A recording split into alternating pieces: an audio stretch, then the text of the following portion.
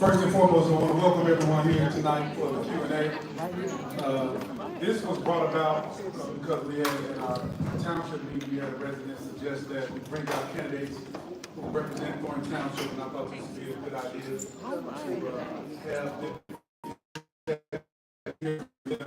some of the issues that support, maybe we don't support here in the township. More than anything, it was an opportunity to hear directly from the candidate, where you're not just seeing on television commercials and pamphlets that you're receiving that from. So we invited the candidates out. Some couldn't make it tonight. Some scheduling was an issue for some. Some are running late, but nevertheless, the ones that are here, we're going to hear from them. This was meant to be inviting, friendly, family atmosphere, just to really get information. This is the information gathering setting. This is not a political setting. This is not something where there's any endorsements or anything of that nature. This is purely for information purposes, to make sure that you as a constituent understand the issues and find some information regarding this particular candidate or elected official in their respective roles. We have, as you know, we have races coming up. 2026 block, and we have U.S. Senate race. You know, it's been known for a few months now that U.S. Senator Dick Durbin has decided not to run for re-election, and thus far people who have submitted or made known that they are anticipating or trying to get the office of U.S. Senator has been our Lieutenant Governor Juliana Stratton, Congressman Roger Christie-Morphy, and Congresswoman Robin Kelly. Those three. I believe that Congressman Kelly is in D.C. I don't think she'll be here tonight, but Congressman Roger Christie-Morphy will be here shortly. But we have with us now our Lieutenant Governor, Ms. Juliana Stratton, who served in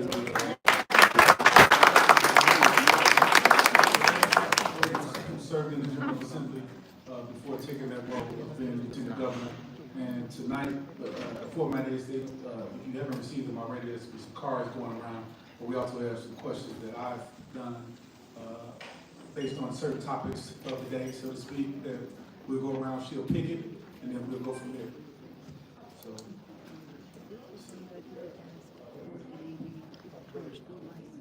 So the way the format is going to run, the candidate is going to have an opportunity to have a 3-minute opening statement.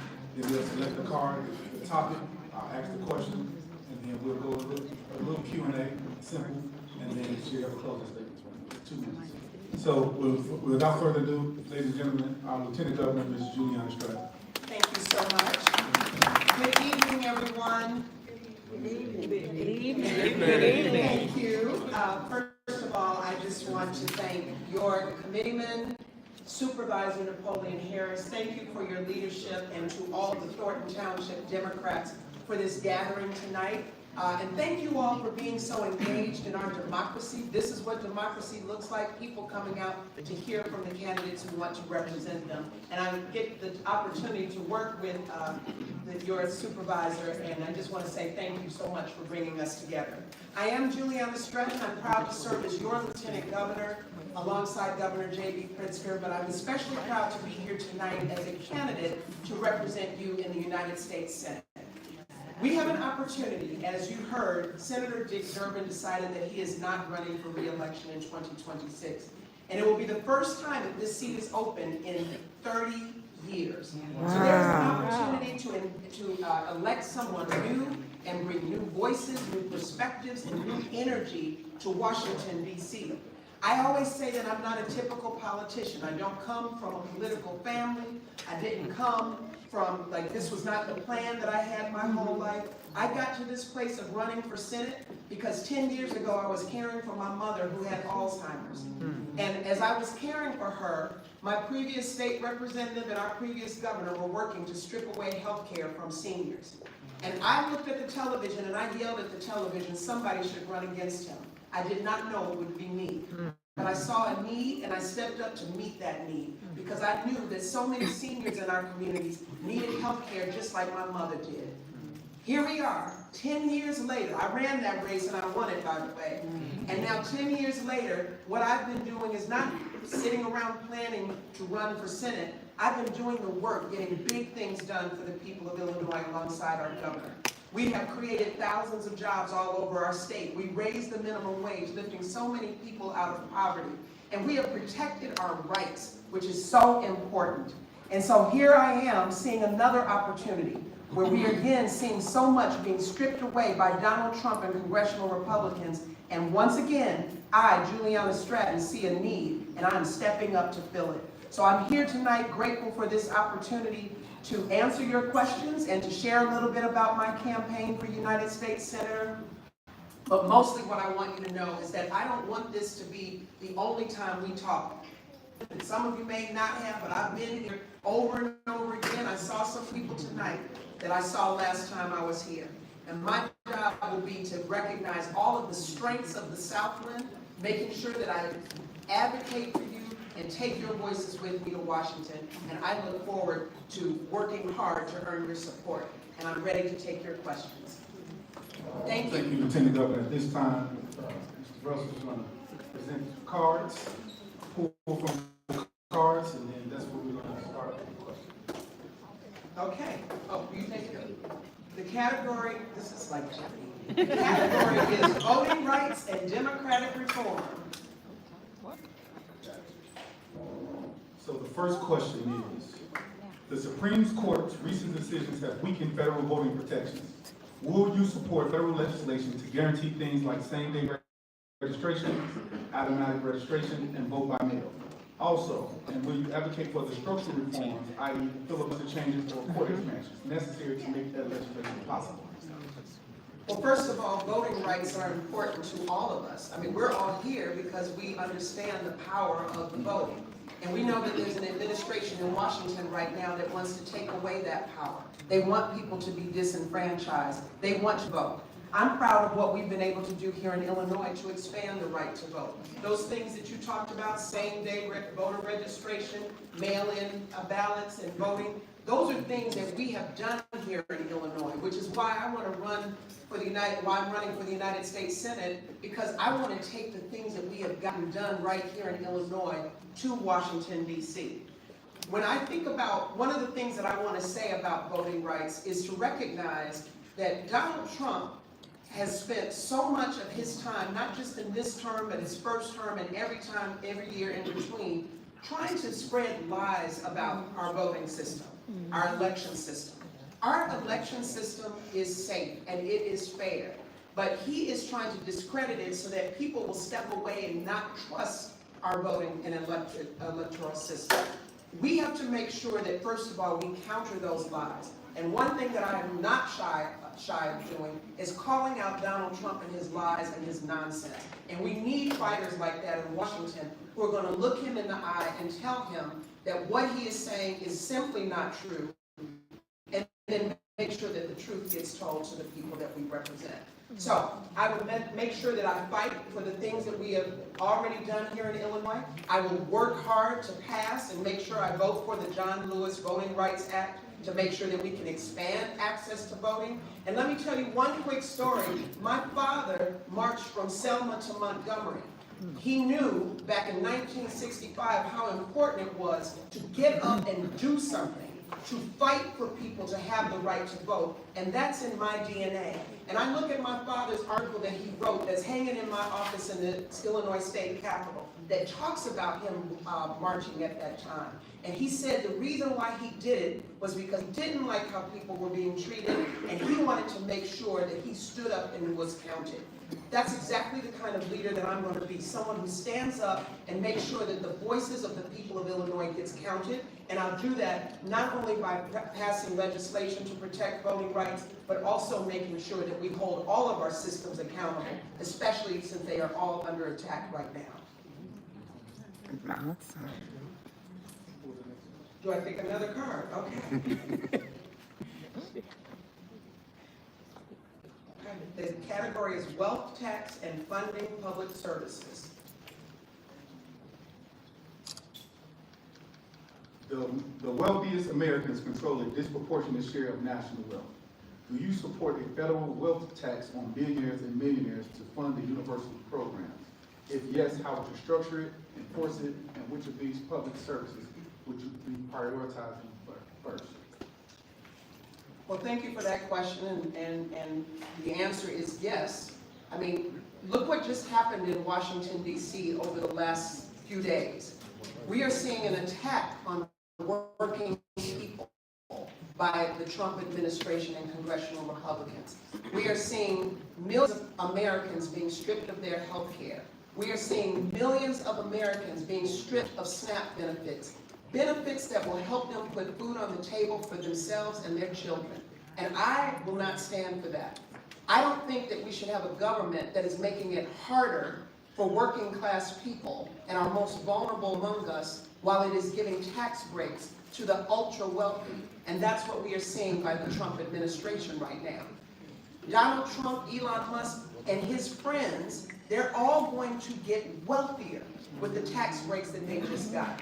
What I would like to see is that we have a tax break for middle class families, and that we pay for it by a tax increase for millionaires and billionaires. So that's the structure that I would see, and I think that that will help us to fund more, not the other way around, which is what this administration is doing. Middle class families need relief. Things are too expensive. It's too expensive for groceries. Housing is expensive. Everything. It's just hard to take care of your basic everyday needs, and yet why are we the ones seeing the tax increase? It should be the other way around, and as your next United States Senator, I will stand up and be a voice and fight for the working families of Illinois. Amen. All right. In your opening statement, you talked about one of the reasons why you got involved in government was health insurance and seeing families disproportionately kicked off or there for the lack thereof. Nearly 30 million Americans lack coverage. Do you support Medicare for all, or would you propose an alternative plan? If you oppose a single-payer system, explain exactly how you would approach or remove the private profits from essential care involved in universal coverage and the cost control measures. What I want to see is that we make health care more accessible and affordable for everyone. Because right now, I'm worried that we're not going to have health care. We've already seen so many people be stripped away of their Medicaid. And if we don't have fighters in Washington who are going to stand up to Donald Trump and be a fighter for the people that they represent, I don't know where this is going to end up. But that's the kind of fighter that I will be. We have already helped reduce medical costs and the cost of insurance right here in Illinois, and you've been a part of that work. We have, if you just saw recently, we have eliminated the work of the pharmacy benefit managers because there was a middle person that was, instead of you just getting the medication that you need, there was a middle person who was coming and making your prescription drugs more expensive. Here in Illinois, we're making the cost of prescription drugs more affordable.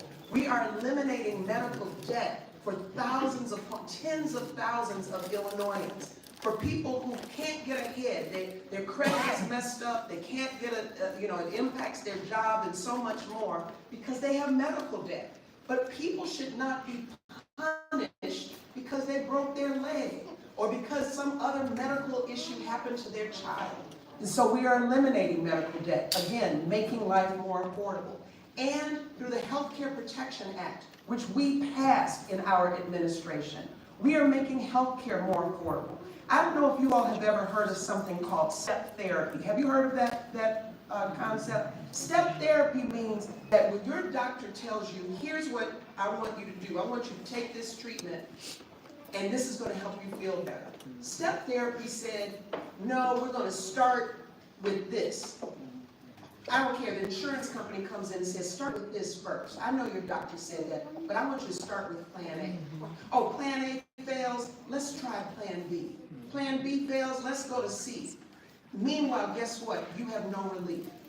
So we eliminated the step therapy. And I know that Senator Robert Peters is here today. He was one of the chief sponsors of that legislation. You'll hear from him later. But that's the work that we have done in Illinois to make sure that it's not insurance companies that are just getting rich, but that when you have a need, a medical need, you work with your doctor.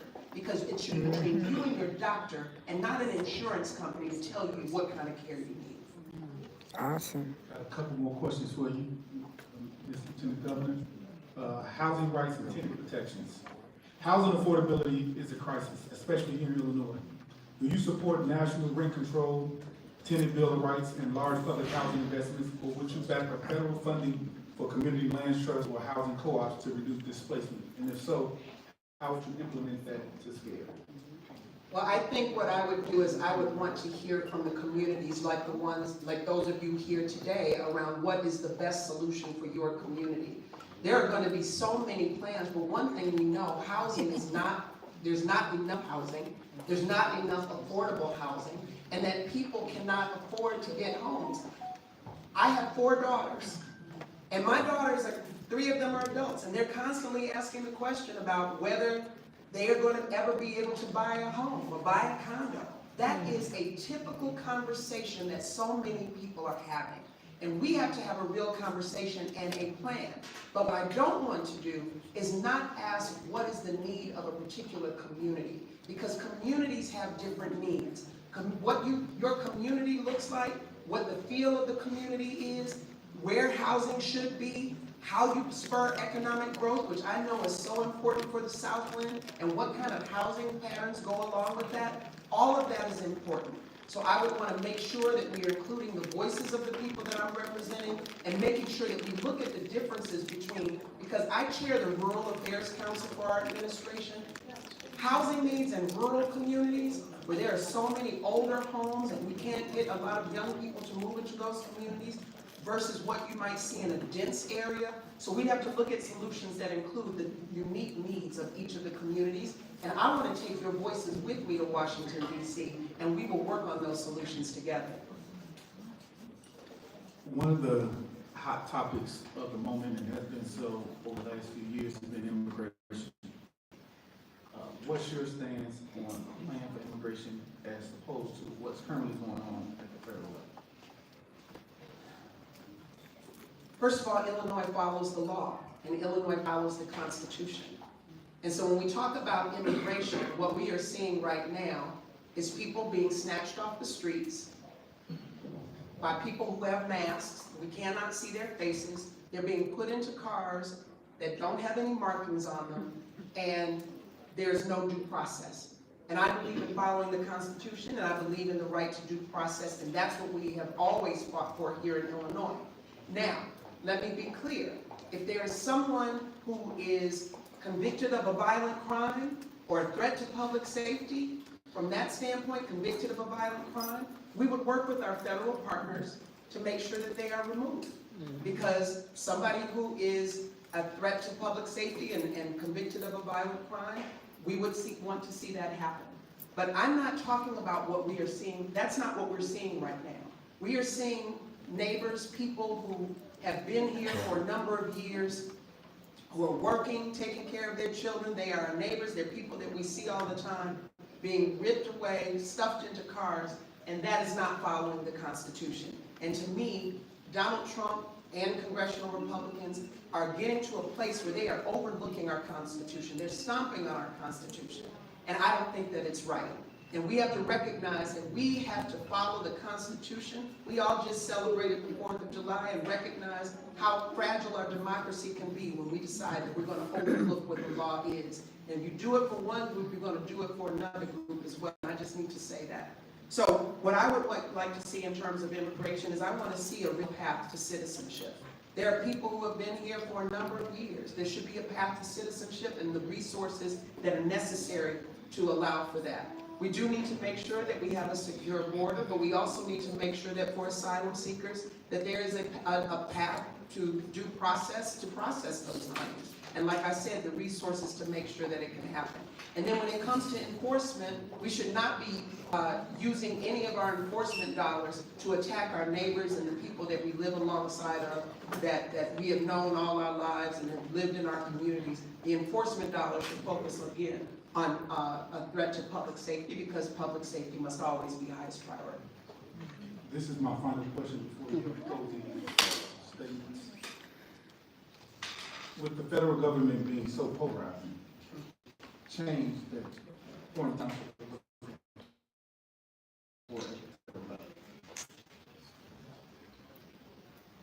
First of all, it's not going to be easy.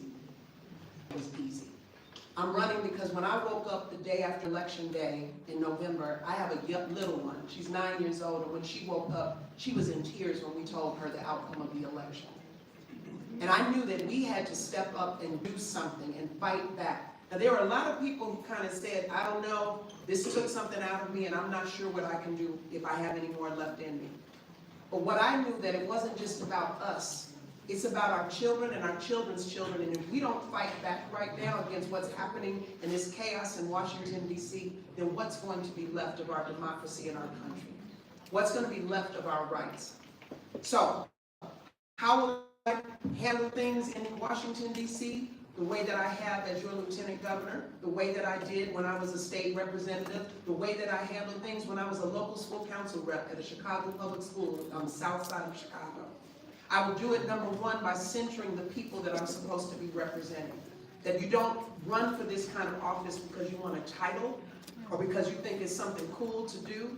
You do it because you're ready to roll up your sleeves and do the hard work of representing people and their interests. The work that we have done here in Illinois has put the people right at the center. The second thing I will do, and somebody asked me tonight, will you fight? I will be a fighter. When I go around this state, there is one thing that people look me in the eye when I say, what's your key issue? They say, number one, I want someone to stand up and fight. Because the old playbook in Washington is no longer working.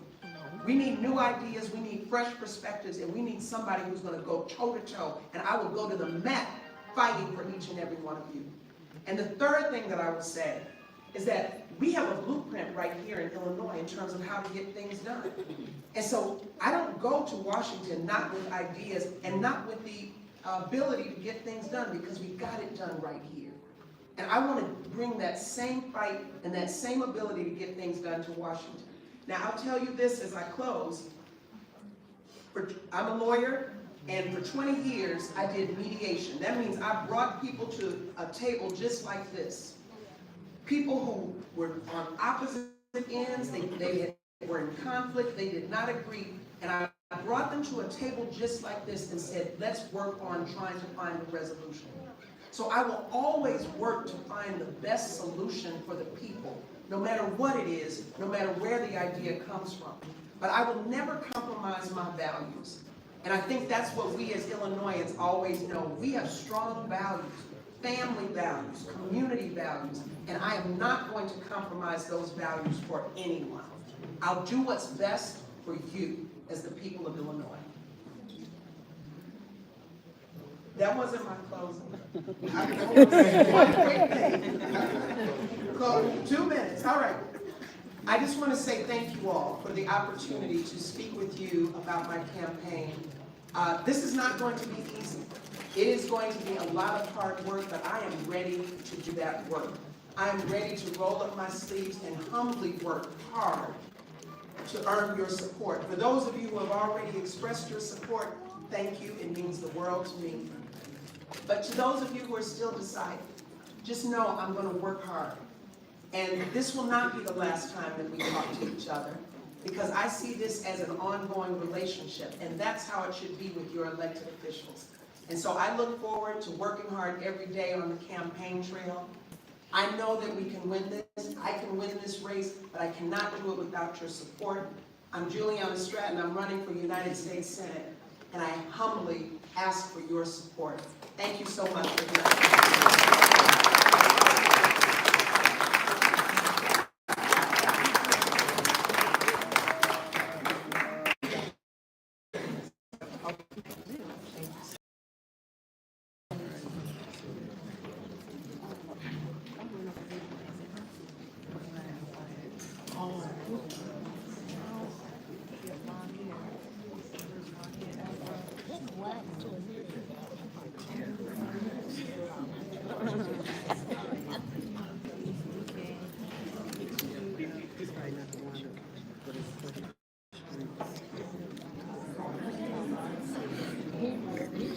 So next up, we have more candidates for the United States Senate. We're Congressman Roger Christomorphy, and we also have Mr. Anthony Williams.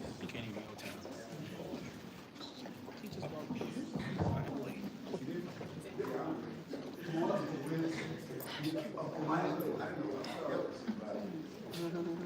Who is that?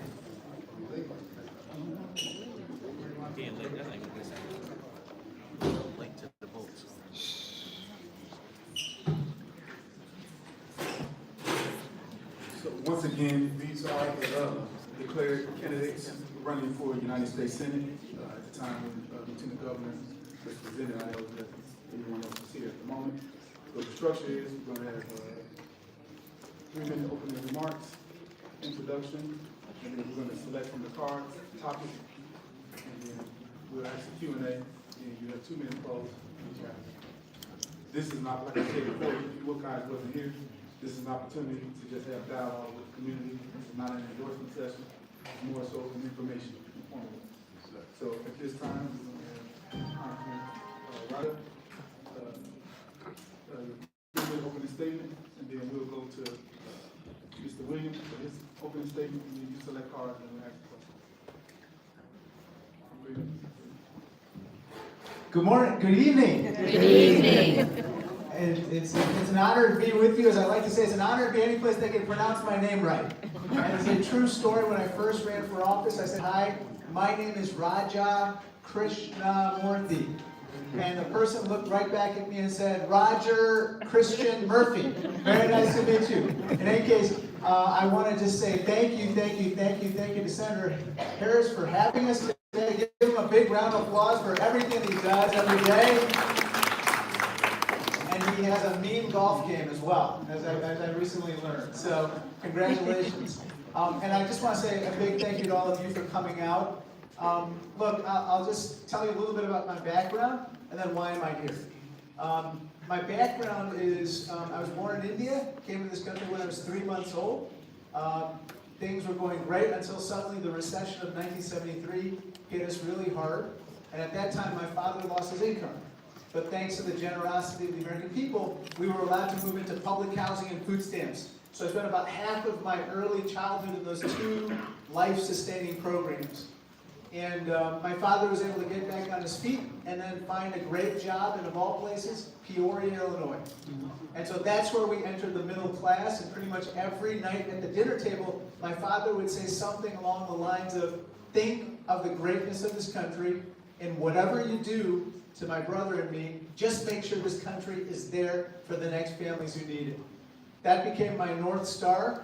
And so fast forward through college and law school, coming back and working in the public and private sectors in Illinois, I got elected to this position, and 5 terms later, that mission statement assigned to me by my parents has become the mission statement of my office. Make sure this country is there for the next families who need it. Period. End of story. That's what I believe is my why, my purpose on earth, and I think that's also what motivates me to run for the U.S. Senate. I believe right now, especially now, during the economic chaos that Donald Trump has unleashed, we're kind of in a moment where, unfortunately, the question that's before us is, do we want a government that's there fighting for those who are trying to make it, or a government that's there catering to those who have it made? I believe we always want a government that's fighting for those who are fighting to make it.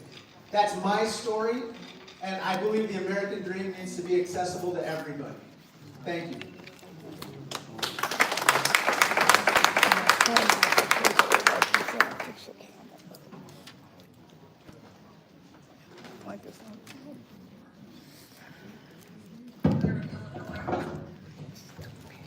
Good evening, everyone. Good evening. I'm Anthony W. Williams, and I am a native of the state of Illinois, raised in Chicago, a 30-year resident of Dolton, Illinois, of the Township.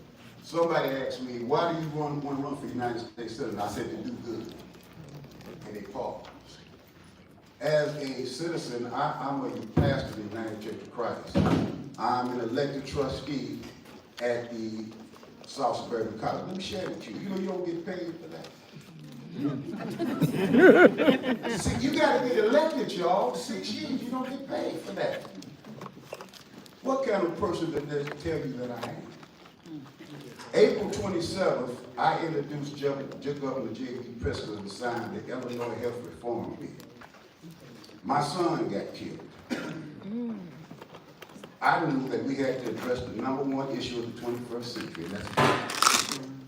The number one issue of the 21st century is not the economy, it's not Donald Trump, it's the disease of violence. Somebody has to address it, you all. It's a disease, infectious but not contagious. It has to be addressed by the process of civility.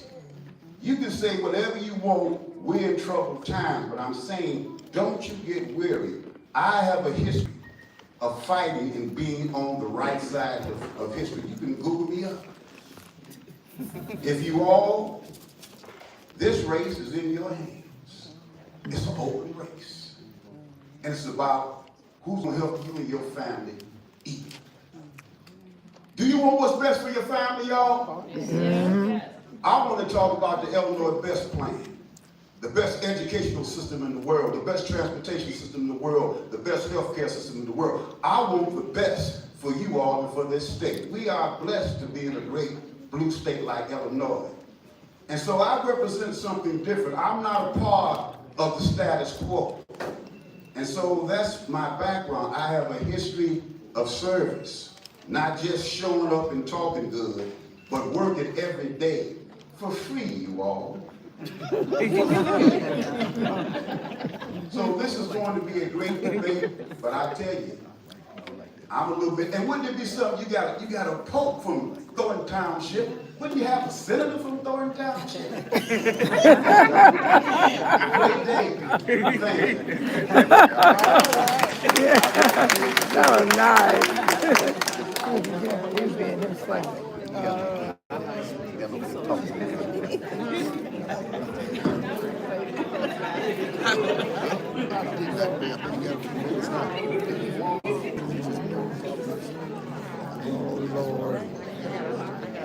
Excuse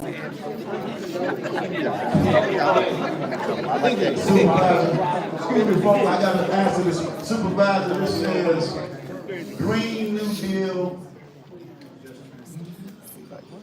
and just trying.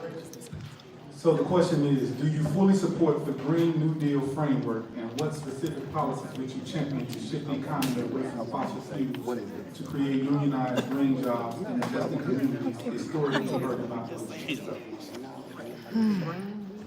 Well, first of all, I support it wholeheartedly because of the fact that we've got to realize that the environment is being destroyed every day. And there are technologies out there, some that I'm not aware of, some that I am aware of. And so I support it wholeheartedly.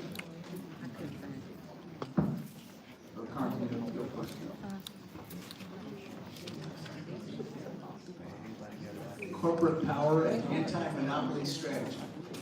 The question is, corporations wield systemic influence in our economy and politics. What specific legislation would you sponsor to break up monopolies, limit corporate political spending, and foster public or cooperative ownership in critical sectors like housing, healthcare, or energy? Thank you. This has kind of been my career, defined my career in Congress, which is taking on bad corporate actors and corporate bullies. I led the investigations into Juul and e-cigarette companies for preying on our youth and hooking them onto vapes. I went after food conglomerates that basically poison our baby food with toxic heavy metals.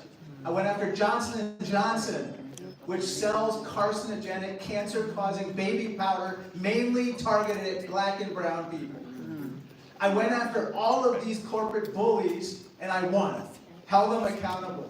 Now I have to go after the biggest bully of them all, and that's Donald Trump. We cannot be in a situation where people are unaccountable. And that includes big tech and other industries where there's tremendous market consolidation, where there's so few competitors, they're able to hike the prices at will.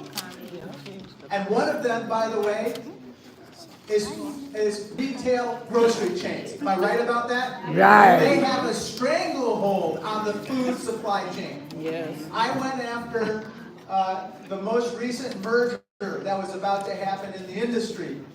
And I won, and that's why I won the endorsement of UFCW 881, the Food and Commercial Workers Union. Why? Because they can't even afford the food that they stock on the shelves in the grocery stores.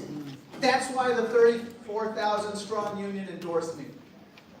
We have to go after corporate monopolies, introduce more competition. Why? You get more small businesses playing on the playing field. When you have more choices, you have higher quality and lower prices. That's true for housing, that's true for food, that's true for tech, that's true about all industries. Mr. Williams, your question is concerning public safety. In light of ongoing calls for public safety reform, will you support federal divestment from traditional policing, redirecting funds towards mental health, community-led violence prevention, and restorative justice programs? And what legislative steps will you take to enact that change? I want to go back, Mr. Supervisor, so everybody can really hear me. What does the word violence mean? To violate. The word violence means to violate. One of the key reasons why I'm in this race is to address this disease of violence, you all. The biggest violators on Pennsylvania Avenue right now, am I correct? Understand what that word means, to violence.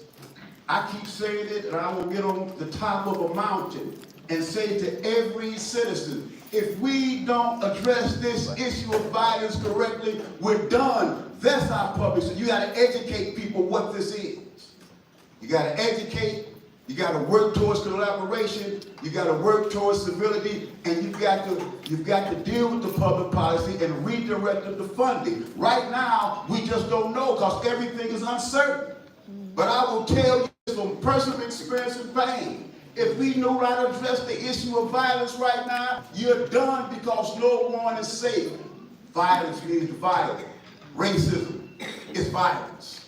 Economic suppression is violence. Political violence. It's all the same thing. So we've got to address this disease right now because America is falling, but I'm optimistic. But at the same time, I'm in this race to say to you and I, you don't want the pain of losing a loved one, do you? It don't feel good when somebody broke your child's brains out, y'all. Jesus. That's public safety. The next question is for you, Congressman Mr. Morgan. The Supreme Court's recent decision have weakened federal voting protections. Will you support federal legislation to guarantee things like same-day registration, automatic voter registration, and vote by mail? And will you advocate for structural reforms, i.e. the filibuster changes and court expansions necessary to make the legislation possible? I'm the prime sponsor of the John Lewis Voting Rights Act. This must become the law of the land. This would require broad acceptance of absentee ballots, allow for election day to be a holiday, a national holiday, so people don't have to take time off of work to vote. It would also allow for, finally, us to be able to see the finances through disclosure rules of all presidential candidates, which doesn't necessarily exist today. And so this particular bill needs to become legislation. We called it H.R. 1 because it's the #1 most important bill that we should pass in Congress. John Lewis happened to be a friend and a mentor to me and a hero. And so if we could even just pass that, it would be one of the defining kind of great pieces of legacy for this civil rights giant. With regard to other issues, I personally think that we have to do everything we can to make voting easier, not harder. There's a case called Shelby versus Holder during the Obama administration, which reversed voting rights protections in the former states of the Confederacy. We must reverse those reversals. We have to go forward. Because if we don't change what's not working, it's going to remain broken. Thank you. Time.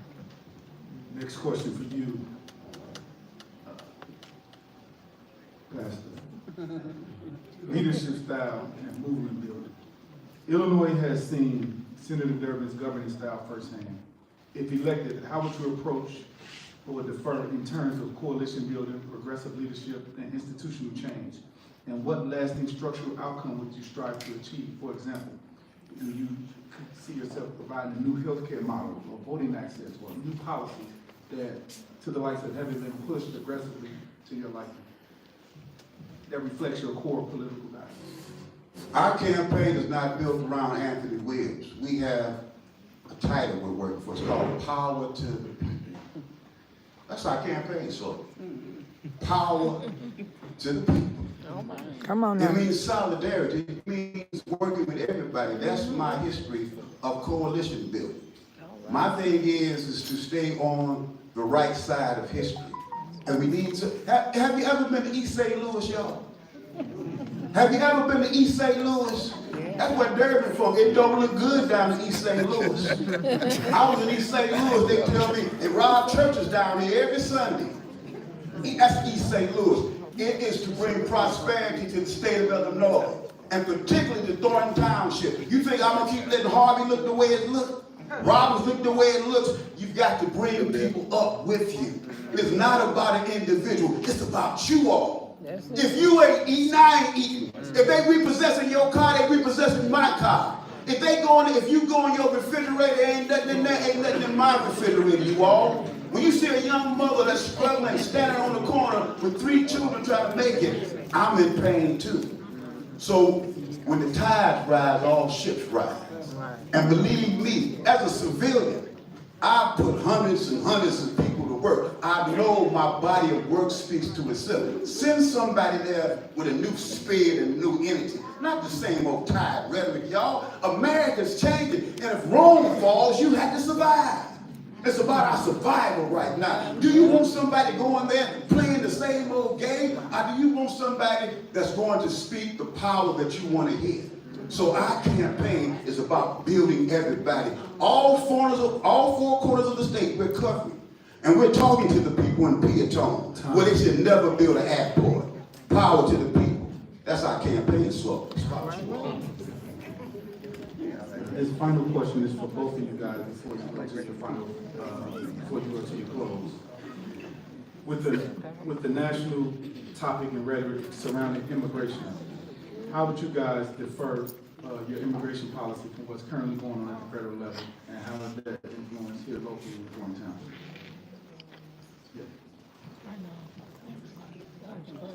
First of all, I don't think anybody in this room disagrees that we should have a secure border and a working legal immigration system.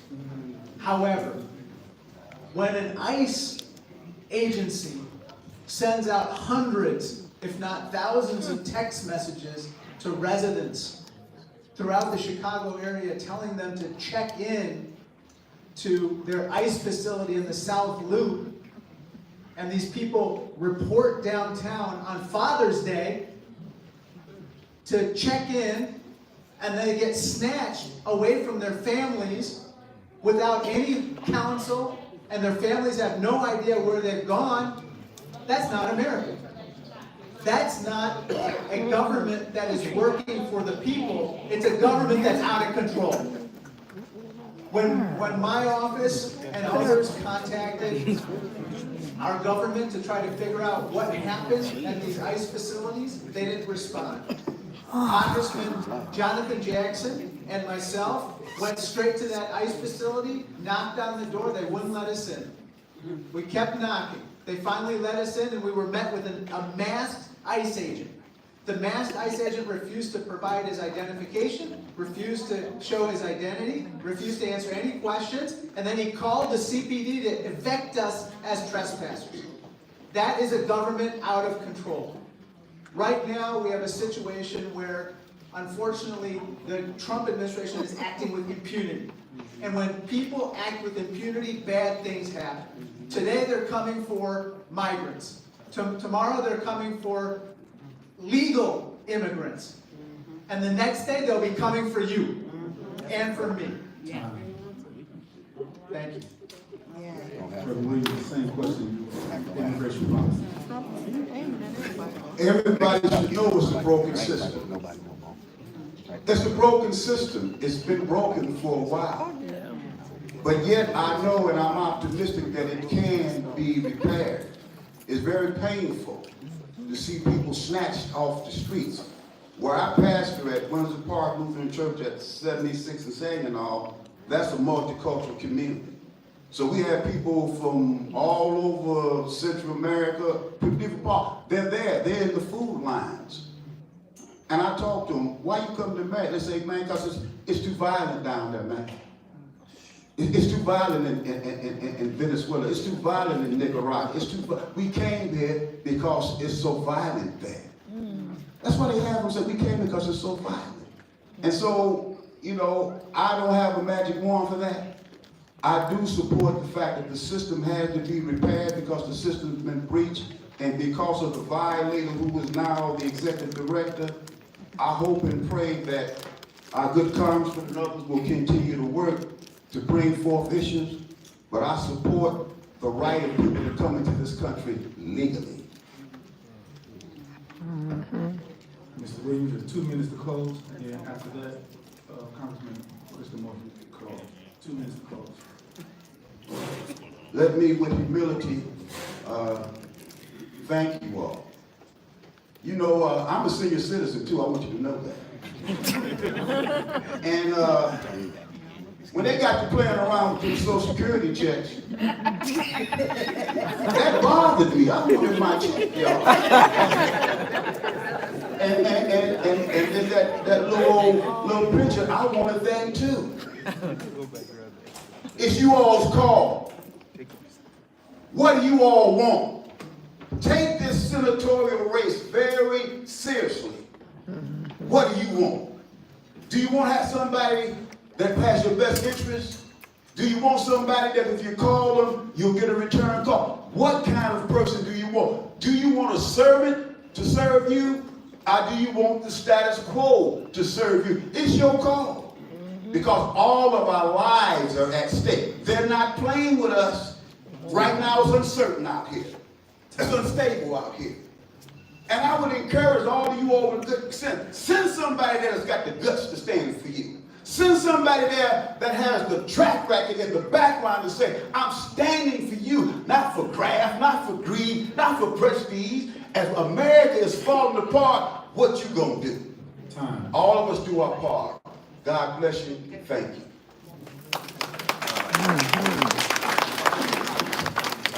Congressman Mr. Murphy, close.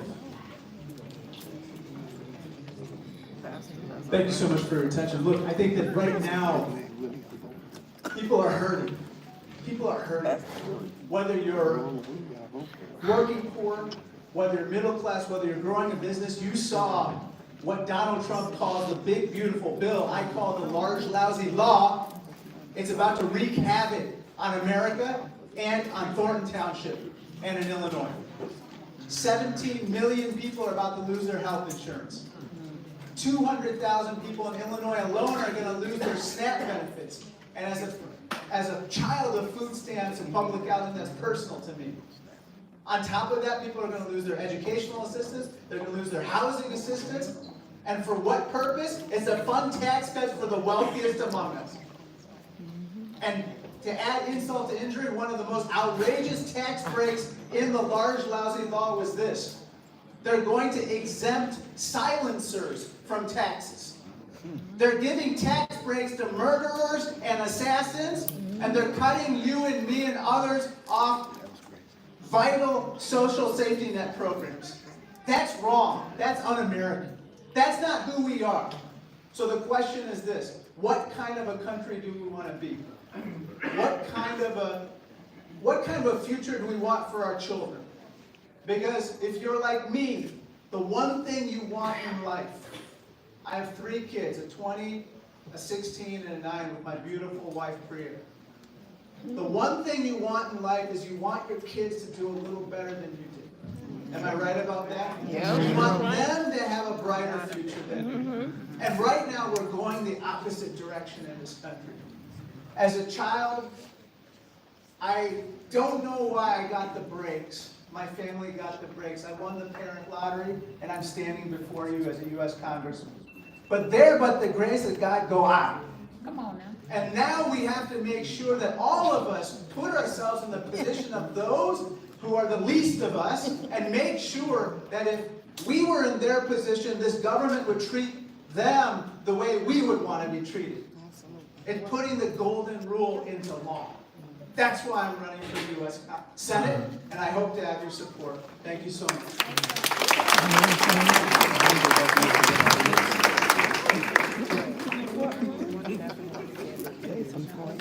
All right, give a round of applause for these two gentlemen.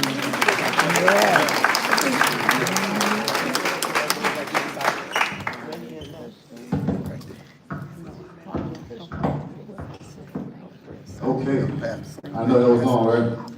They was late. Get on me about that. But anyway, we're gonna have our second congressional candidates come up to the table, please. Our second congressional candidate come up to the table.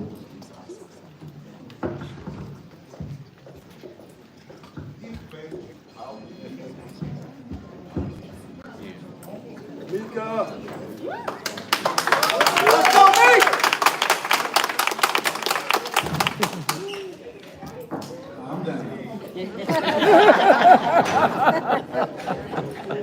Before you said calm down.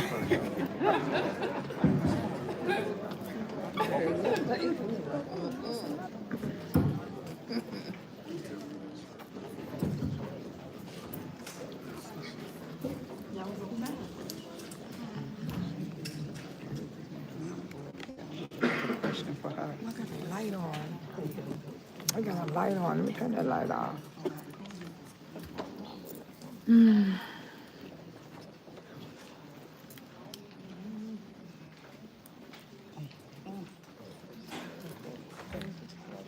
we're gonna go down the list. We're gonna start from my left to right.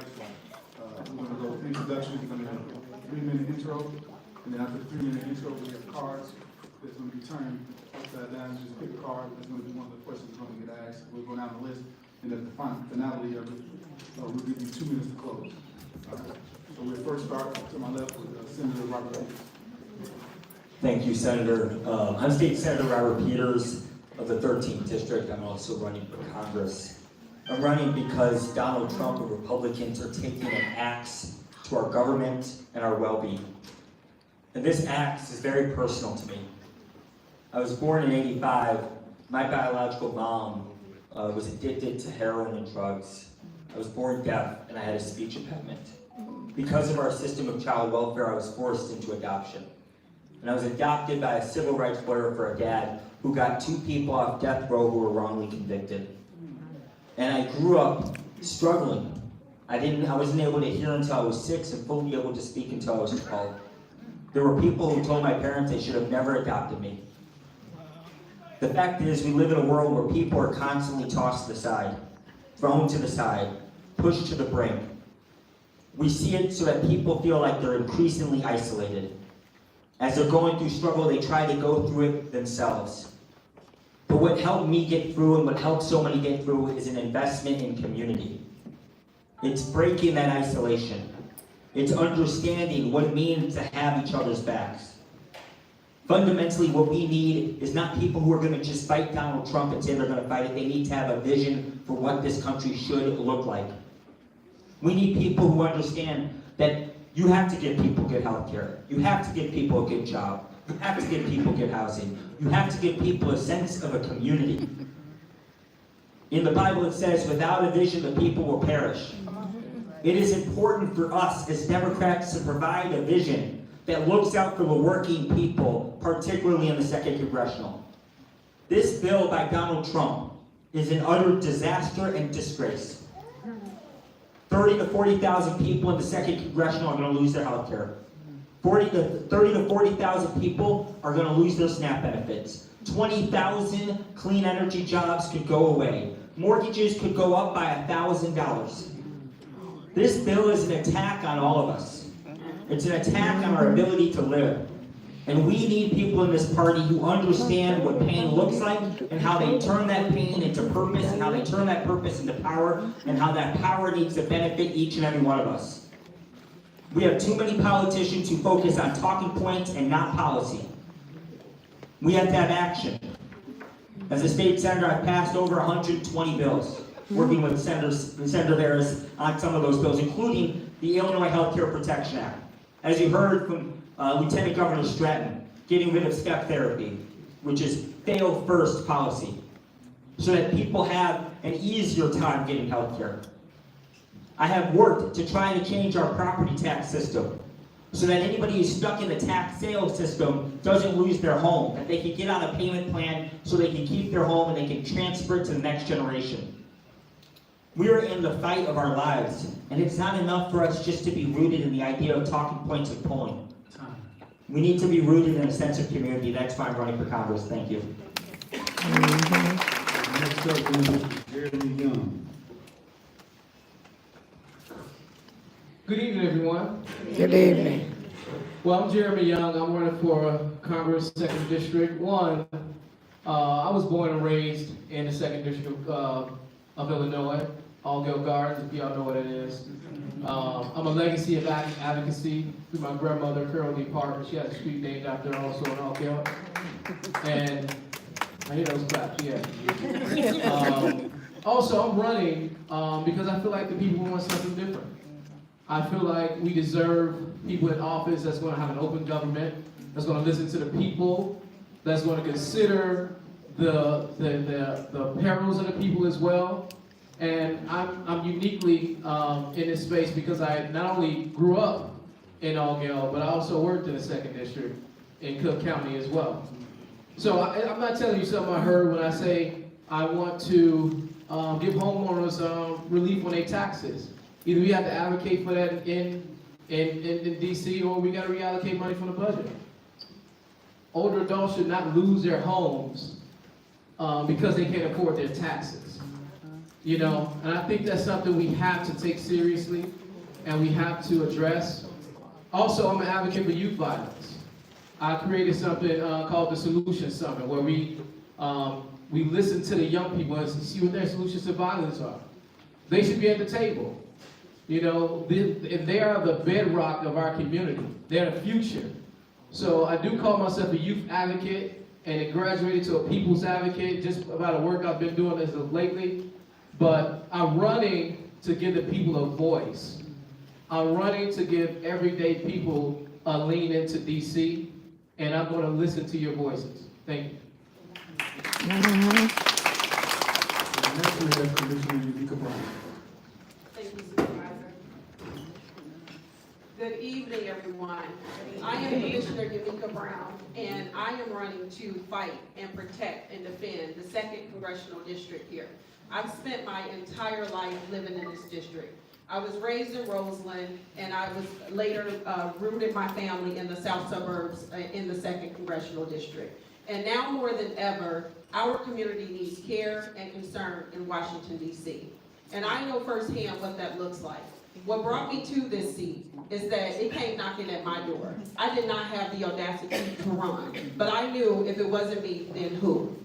When about 7 years ago, my son contracted an environmental illness that nearly took his life.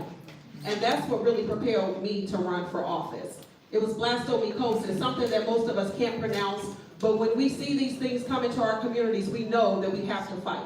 So that propelled me to run for the Water Reclamation District, which I have been there for 3 years, fighting for environmental justice, independently, and just unbought, unbiased, and just really wanted to make a difference in our communities. Because when you want to do the right thing, it is not easy.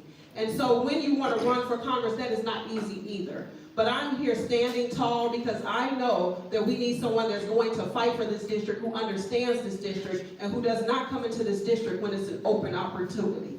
So I'm here to fight for this district. I'm here to fight for Medicaid, Medicare. I'm here to fight for SNAP. Because once upon a time, my family, we have been on those social services, and I know how important it is. Many say that those are just opportunities because people don't want to work, but everyone isn't afforded the same opportunities. This big ugly bill says that you have to work 80 hours per month in order to be entitled to some of these resources. But where are the jobs? Where are people going to get the opportunities to stand up and protect and defend their families, to feed their kids? So that's why I'm running, because you can put these things into policies, you can have all the policies you want, but you also need to have understanding of what this community looks like. You need to have lived experiences from the 90s to the war on drugs to the present day. Some of the things are still the exact same. And we need change in this community. We need change in the state of Illinois, and I'm here to fight for that each and every day. Thank you.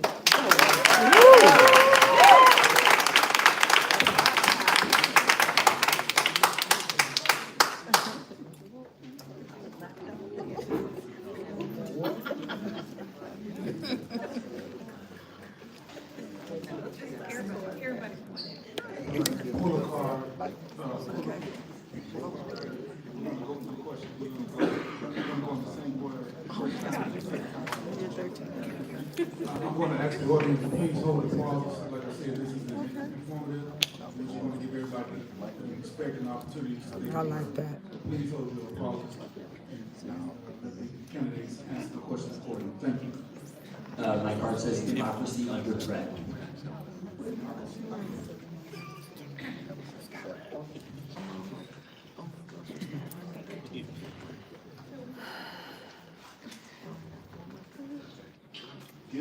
Given the ongoing efforts to undermine trust in elections, what concrete mechanism, not simply statements of support, would you sponsor or vote for to ensure independent election administration, protect poll workers, and hold accountable all those who spread disinformation about voting outcomes? How would you measure whether your efforts are succeeding? Yeah, that's a big question. So currently we have an administration that obviously has involvement with January 6th, has spread disinformation around the 2020 election, and continues to spread disinformation about our democracy. In fact, I remember when I was working as a state senator, working on a few bills, Tucker Carlson, for example, attacked me, led to a bunch of death threats, calls from Texas saying that I should get lynched and that my family should beat him outside, and it was very frightening. And we live in this political environment where people are weaponizing violence against elected officials and against the community. And as we saw in Minnesota, that violence carried over to something very, very deadly. And so to me, what we need to do is we need to codify election rules on a national level. Okay, we have state-by-state bases that have different practices. So what you'll see in elections, sometimes Arizona will go different than Florida, and will go different than Illinois. We need to at least codify some of our elections nationally so that we can at least protect our election integrity. When it comes to things around false information and people trying to undermine our electoral process, well, in Brazil, when their president did that, he was sent to jail. Donald Trump, on the other hand, got back in the White House. That is a problem, and that cannot happen again. If someone is going to invade our Capitol and bring the traitor's Confederate flag on the Capitol floor, they have no place in our democracy because they lost that war. And to me, it's disgusting that that is back into a position of power. And so fundamentally, we need to strengthen our election protection on a national level, and we need to have a system that's going to hold people accountable when they try to undermine our elections. Whether that's through the AG, whether that's through policy, it needs to be through both in terms of the enforcement, and it needs to happen because that is a dangerous risk to our democracy. And so, I mean, having worked on some of these issues before, I was with Chicago Votes, we've seen an expansion in terms of blue states doing more to expand electoral rights. But the problem is, it can't just be blue states. It has to be the entire country. And that is something that I'm more than willing to fight for because I fought for as an organizer, I fought for as a state senator, and I'll fight for that in Congress. Thank you. What's your topic? Yes, it says federal investment in community-based safety.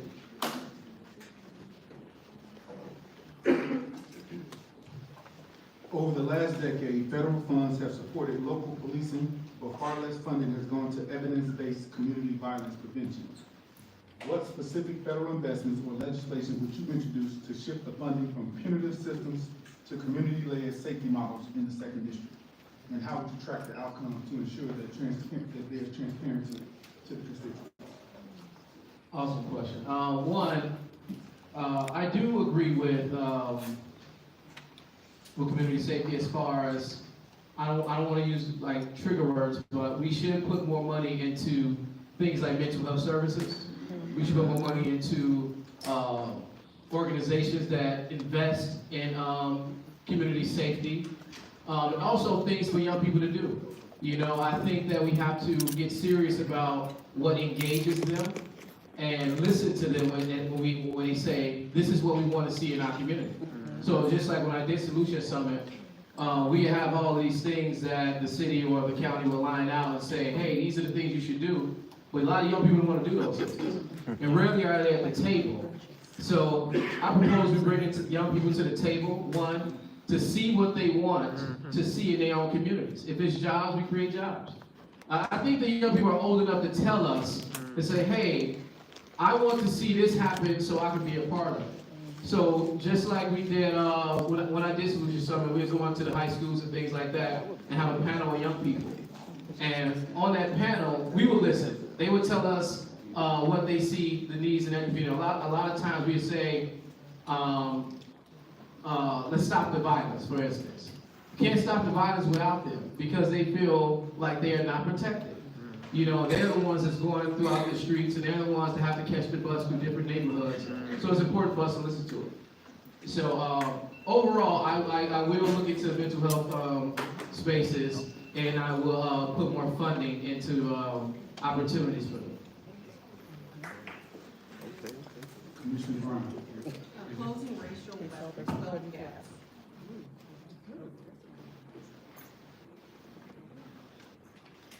Research shows that the median wealth of black families is a fraction of what it is to white families. A gap particularly stark across the community in the 2nd Congressional District. What specific tax policies, asset building programs, or reparative measures would you use to advance to close the racial wealth disparities? And what timeline would you issue to demonstrate these measurable progress? Thank you. That's a wonderful question.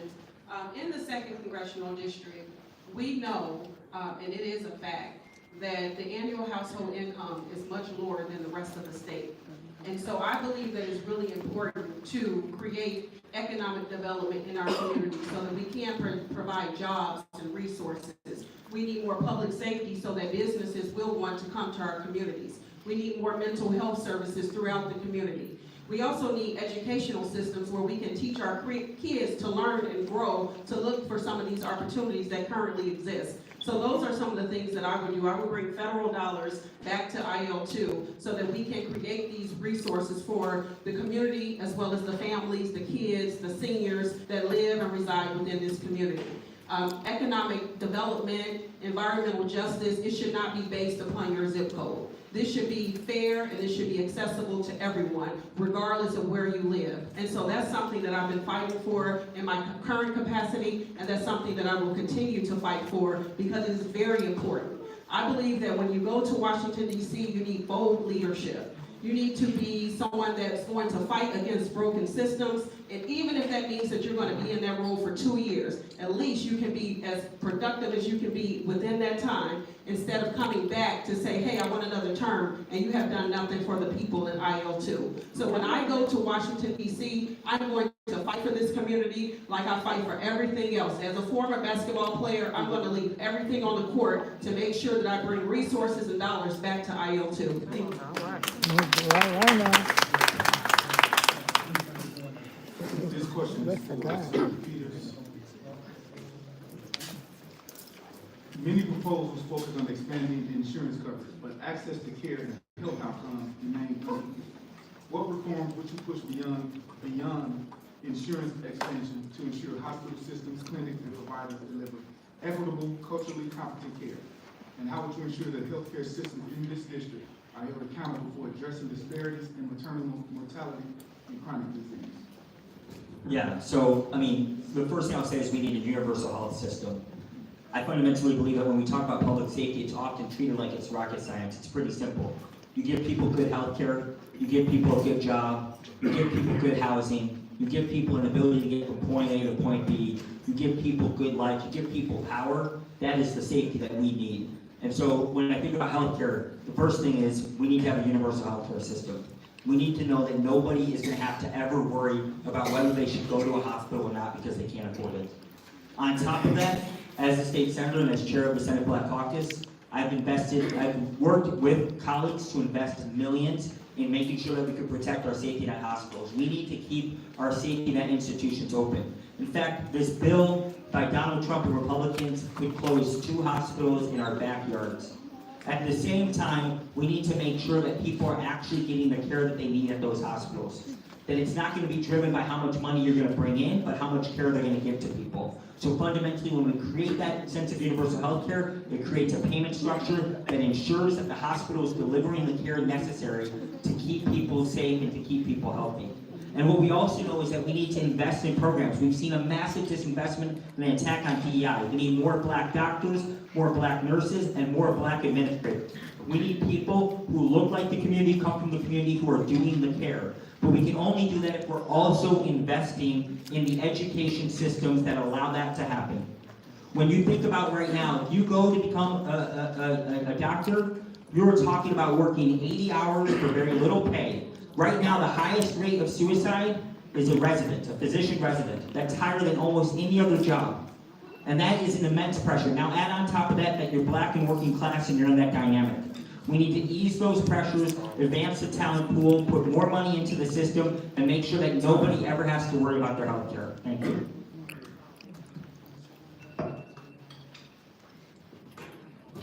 The next question is for Mr. Young.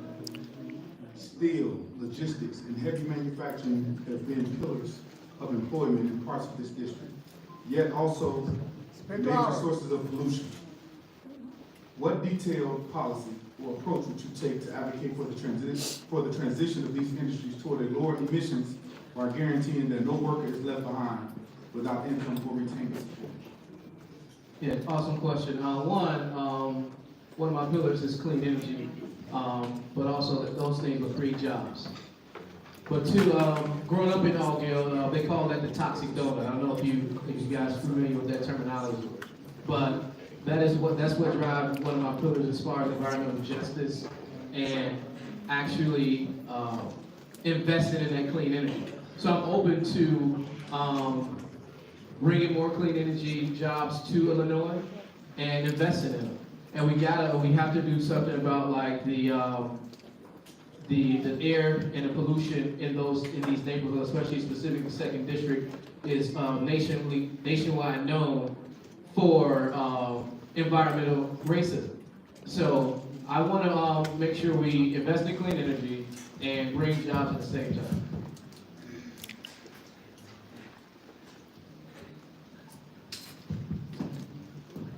Next question.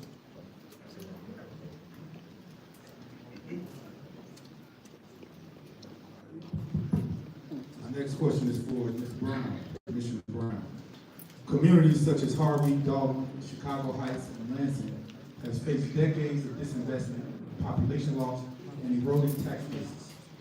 What specific federal funding plan or strategy would you use to help revitalize these communities? And also describe the role that you see local governments and community organizations playing as partners.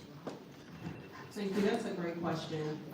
As you all know, we are the highest tax communities in the state of Illinois. And I believe that that comes from accountability.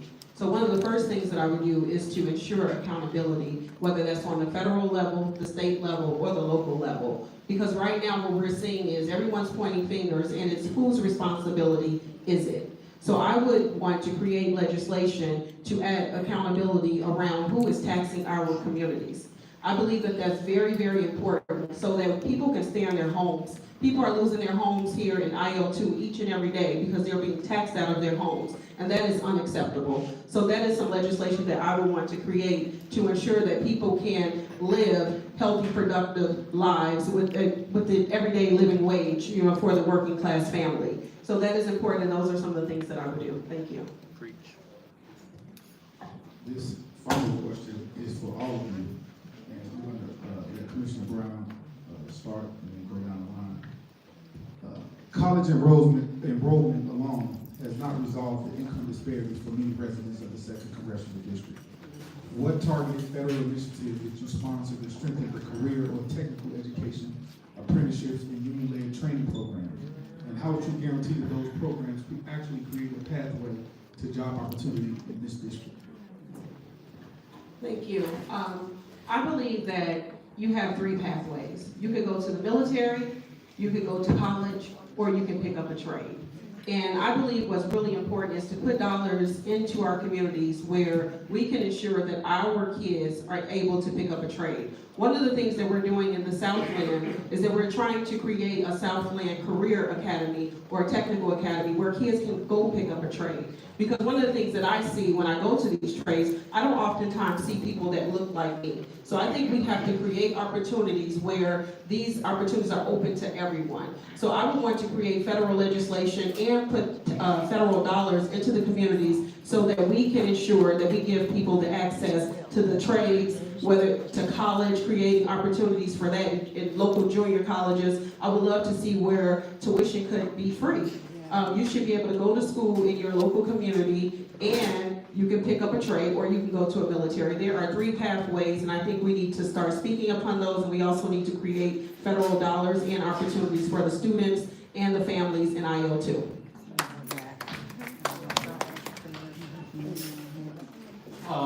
I echo most of her points as well. I do believe we should create federal funding for trade programs. It shouldn't just be college.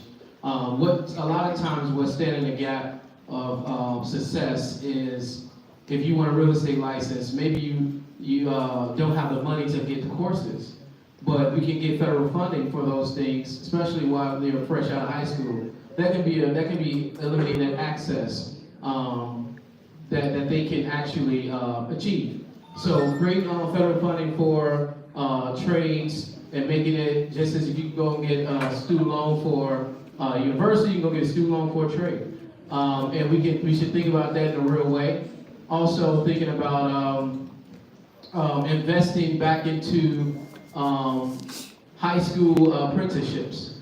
I think those really gave young people purpose, and that allowed them to walk into their purpose as far as maybe what they want to do and taking steps toward it. Maybe they started in auto tech in high school, but then they go into owning a car shop after high school. So I think those things would help eliminate the disinvestment and making sure that we invest in not only just colleges, but the things they want to see. So if that's college, if it's military, or if that's a trade, we want them to have access to it. Yeah, so let me first just start off. I remember I walked from college in 2009 without my degree. I was 10 credit hours short. I didn't finish getting my degree until 2023, partially because I lost my dad, and then I lost my mom, and I was just in the workforce. At the same time, I have $70,000 of student debt that's only going to increase more and more, particularly because Donald Trump, I don't know if you heard about this bill, but it's pretty bad, right? And so I'm going to literally be stuck with $70,000 of debt. And I remember everybody said, you're not going to go anywhere without a college degree. And it was all about college degree, college excellence. But I was in a situation where I couldn't necessarily afford it, and I had to go on in life and try to work. Having been unemployed twice and trying to finish school, that's almost impossible.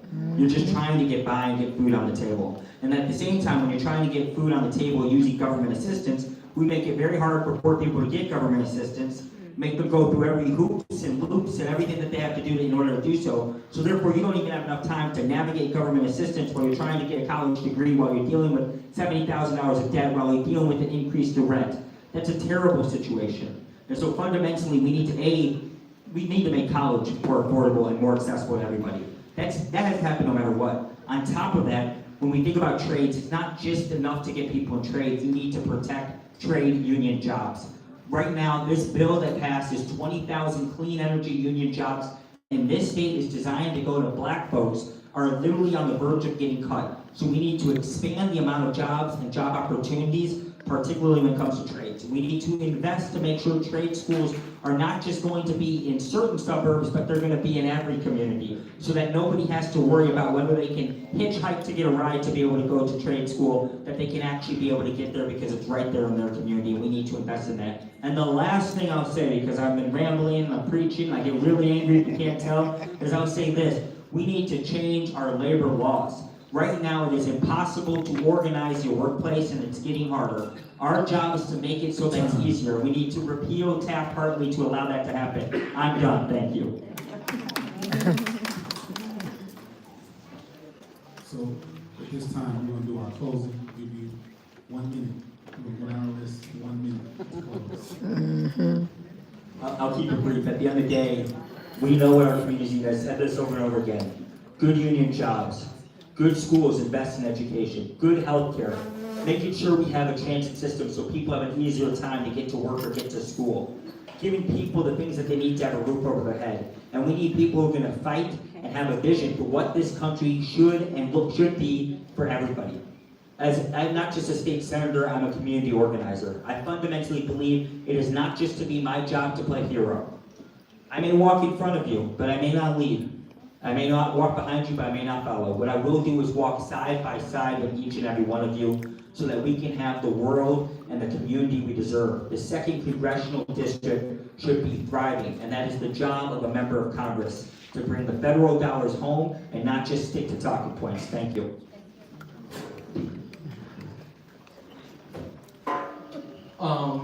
Well, thank you guys for having me. Thank you for offering this, Senator. But closing, I would say I believe our communities deserve new energy. They deserve people that's going to invest into the community specifically and listen, and not politics as usual. You know, so that's why I'm running for office. That's why, you know, it is a tough thing to get out here to run for office, to come up with the ideas. But I don't want to come up with the ideas by myself. I want you guys to also come and say, hey, this is what our community needs. This is what we want. This is what reflect our values. And I will create the open government that we need in the second Congressional District. Also, invest in young people. Like, that's a big pillar of mine as far as safety is concerned. You know, young people is the bedrock of our community, and we need to do something about violence.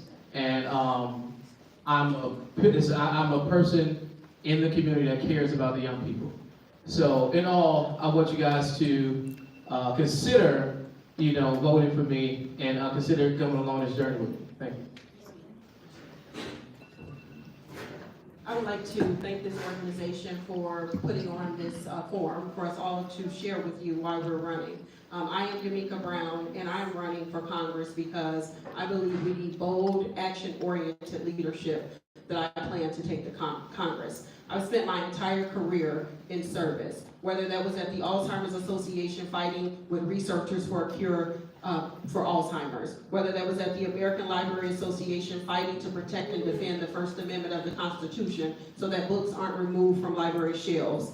Most recently, as Commissioner at MWRD, I have been fighting tirelessly for environmental justice. And those are the things that I plan to continue to fight for in DC. So in March of 2026, I would love to ask you for your support. If you would like to learn more about me, please visit yumikaforcongress.com. Thank you.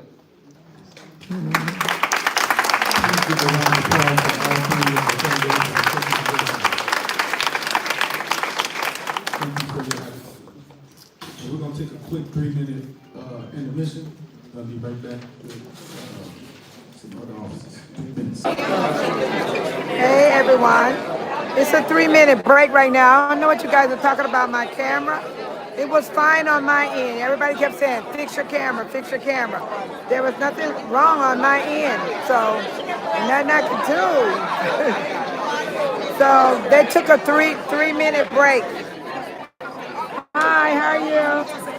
Judge Linda Sutton. Oh, hi, Judge. You got a card? I do. Yes. Oh, so sweet. Everybody just talks so awesome. I want to vote for everybody. Oh, cute. That is so nice. Okay. Because I got to know who I'm, yeah.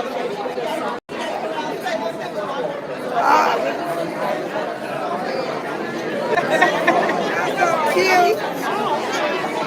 Yeah, these are judges. Hi, I'm Babe Solo, Jesse. Unique. Yeah. Are you still waving on the Yeah, camera? there you go. Hey. Hi everyone, Yamika for Congress. For Congress. You got a card? You have a card? You got a card? You got a card? If you are a candidate for County Assessor, please make your way to the front. If you are a candidate for Cook Thank County you. Assessor, please make your way to the front.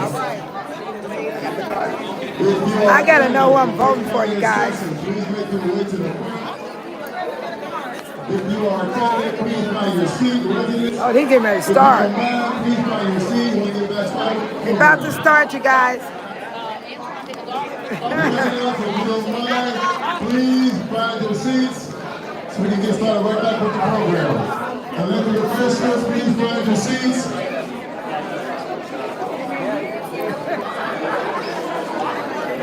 Elected officials, please find your seats. If you're running for office, please find your seat. We are ready to start.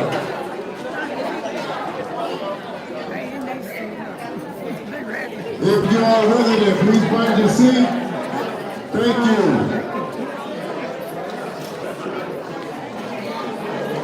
If you are a resident, please find your seat. If you're a candidate, we're ready to start.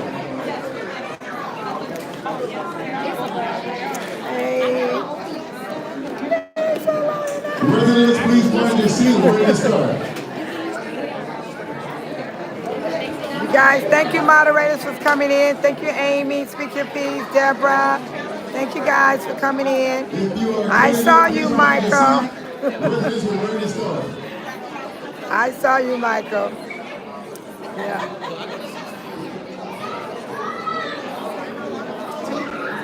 A lot of people here. Residents, please find your seat. If you're a candidate for Cook County Assessor, please make your way to the front.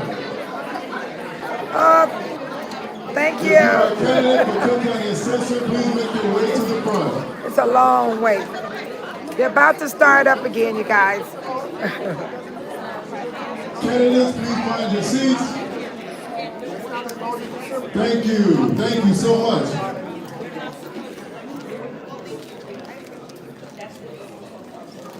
If you are a resident, please find your seats. Everybody got to be on that side of the table. Appreciate it. Thank you so much. Thank you so much, good people.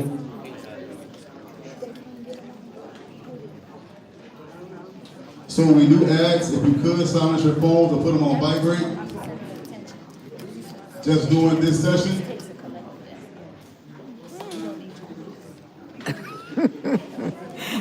We just want to make space. Thank you so much, good people. Thank you so much, Thornton Township and our residents.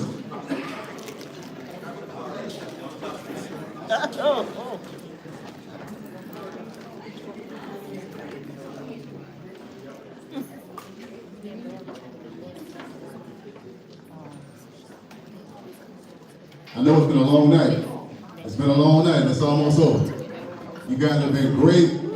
We love to do these informationals. We love to bring your information and candidates out to our township so you can get their voices and hear what their policies and psychology is. So without further ado, we'll be starting in less than 1 minute. We're going to get right into it. Our next candidates are the assessors for Cook County. Cook County.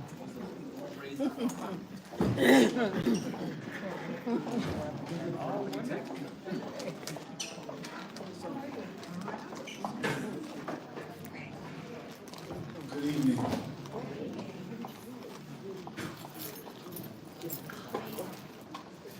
The next set of candidates are Cook County Assessor.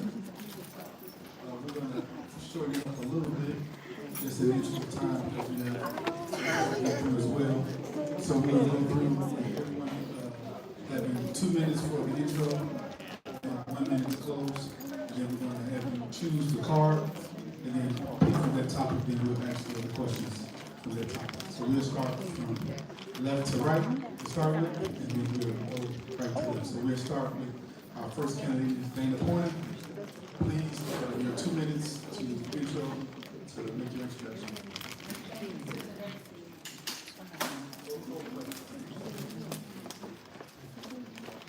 Okay, there we are. All right. Good evening, everyone. Again, thank you, Senator, and the Democratic Party for allowing me to be here today. My name is Dana Pointer, and I am looking for your support as I run for Cook County Assessor.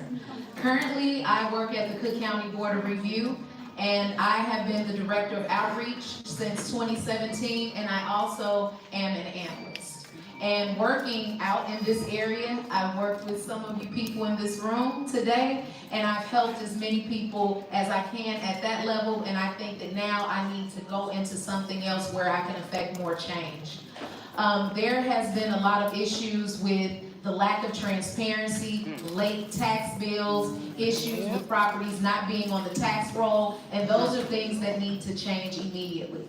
As the Director of Outreach, one of the things that I've heard from the taxpayers is that every time they call the assessor's office, they can never get a response. They never get an email answer. So those are one of the first things that I want to fix that wouldn't increase the budget or anything, all right? I also want to make sure that the county agencies that deal with the property taxes are working together. There's been a lot of pitting different departments against each other, and we need to work collectively to make sure that we're handling these issues and making sure the tax bases are right. I grew up in Chatham. I grew up on the South Side my entire life. I went to Mother McCauley High School and graduated from Chicago State. I am not a politician, but I am a public servant. And I'm here to serve all of you and to make the process better. I want to make sure that people are staying in their homes. My mother's a senior citizen. She's almost 80 years old. And I want my mother to be able to stay in her home. I want your grandmother to not have to decide whether she's getting groceries or having to pay her tax bill. I want to address the fact that the assessor's office has gotten rid of the zero tax bills for some of our seniors. So those are just a few of the things. I know my time is up. I heard that timer. But again, my name is Dana Pointer, and I thank you all so much for your time. Next we have up is Ms. Demetra Burgess. They cut the arrow. Good evening, everyone. They cut the arrow. Good evening. My name is Demetra Burris, and I'm running for Cook County Assessor, and I want to be your next assessor. I started out right out of law school, starting at the Board of Review as a commercial analyst. Over time, I became Chief Deputy Commissioner, then First Assistant Commissioner, managing all of the operations of a particular district. Through that journey, I've adjudicated thousands of property tax appeals, and I understand what it means to have your assessments too high. Also in my journey, I was appointed Chief Deputy Commissioner, so I'm now responsible for the entire operations of the Cook County Board of Review. I understand how to run a county agency. I'm also a lawyer. I understand the property tax code. I understand what it takes in order to reform the system as the person that is representing a county agency for property tax reform. I am running because usually I'm the person that's behind the scenes getting the work done. But right now, this administration has made everyone feel that we need change. You have rising assessments that aren't supported by market value. You have properties that are being, you have residential properties and commercial properties being unfairly pitted against each other. We need to have correct assessments. We need to make sure that we don't have properties off the rolls. We need to have updated characteristics so that people are being assessed correctly. But most importantly, we need accountability. We need accessibility. We need to make sure that we have stable and predictable property tax system so that people, this isn't about home ownership as much as home retention. We need to make sure that property taxes aren't too high so people can stay in their homes. So that is why I'm running to be your next Cook County Assessor. Next up, we have Commissioner Steele. Hi. Hello. Is it working? Yes. Hi, everyone. My name is Samantha Steele. I am the Board of Review Commissioner for the 2nd District. I was first elected a county assessor in 2006. I took office in 2007. I was a 27-year-old single mom. I was the first Democrat elected countywide in Indiana. So it was obviously the worst 4 years of my life. But they taught me that the buck stopped at the assessor's office. They made sure that I learned everything there was to learn about assessing. So for that, I'm grateful. I was the assessor during the last depression, so I know what it takes to keep property owners in their homes. I have a company that teaches assessments across the Midwest. I hold the highest designation in assessing. under the current administration, we've had chaos, inequitable assessments, and a lack of reliability. I mean, he's not even here tonight, so that says a lot about the current assessor. Recently, I've done had a poll which says that, if elected today, the vote was today, 63% of the taxpayers or voters said that they would not vote for Fritz Kagi to be reelected. So that says a lot, right? And then there are 5 of us, 5 people running for assessor. Currently, if the election was held today, Fritz would get 27% of the vote, Hines would get 7.8% of the vote, Steele would get 4.8% of the vote, Pointer 2.3, and Burris 1.3. I am the candidate that is ready, able, and capable of beating Fritz Kagi. So I'm here tonight asking you for your support, your endorsement, and I look forward to working with you all. Thank you. Next, we're gonna have you guys pull the card. We're gonna have, answer, please take a minute to answer the questions.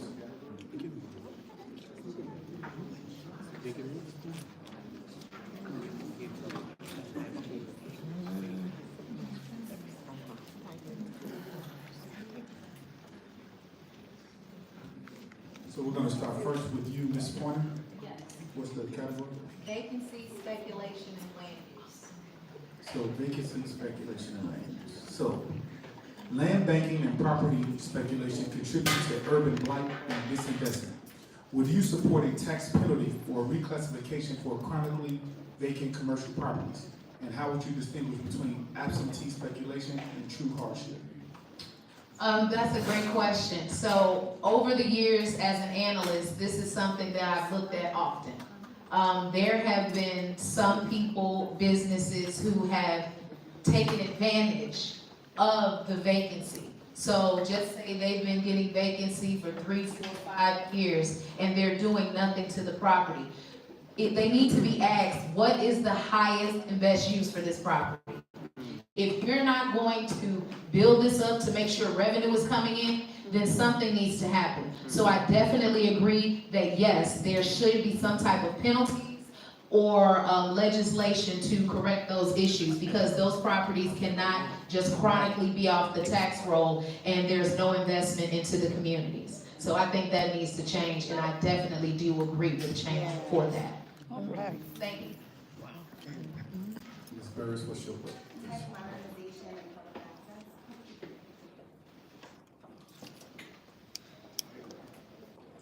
Tech modernization and public access. The assessor's website remains confusing and inconsistent. How would you redesign data access so that homeowners, journalists, and watchdogs can monitor assessments and appeals?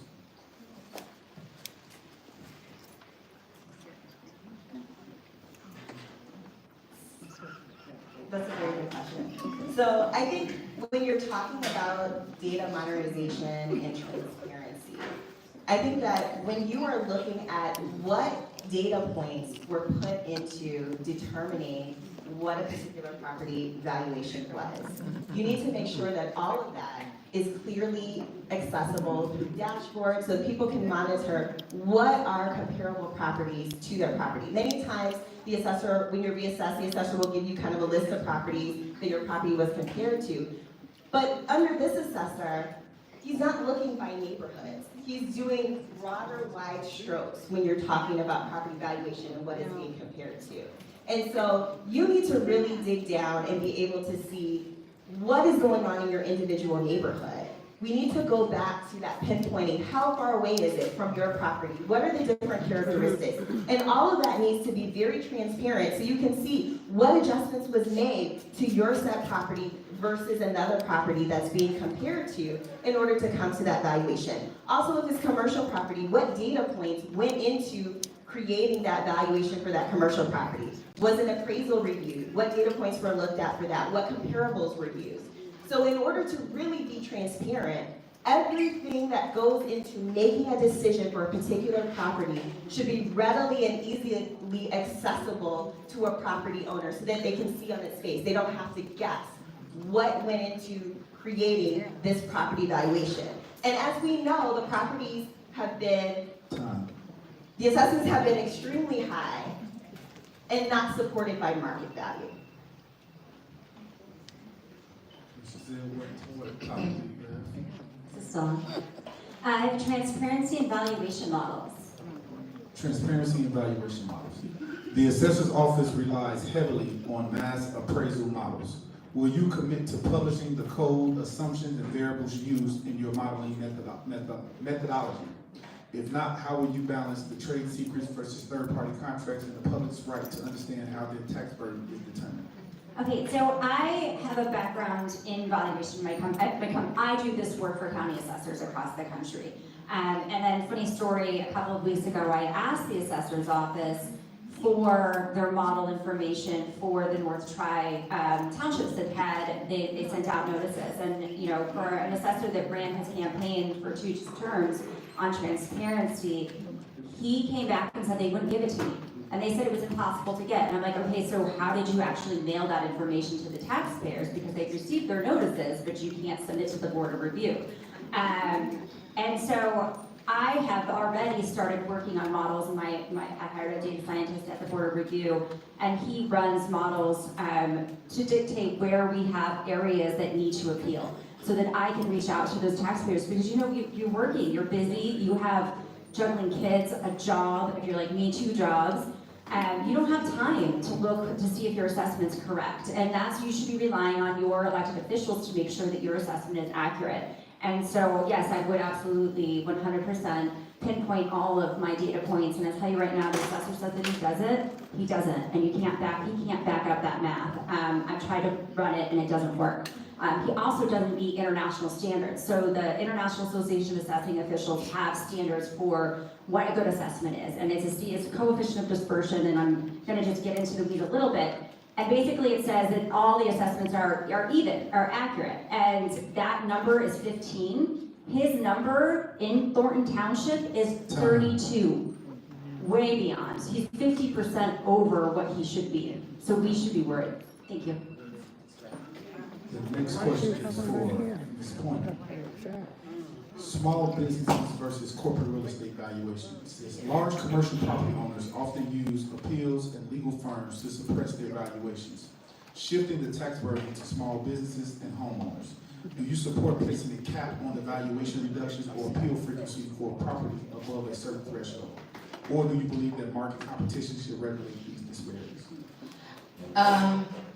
I think that anyone, whether it's a business, a big business, or a small business, or any of you individuals should be able to file an appeal if you feel that your property is not assessed well.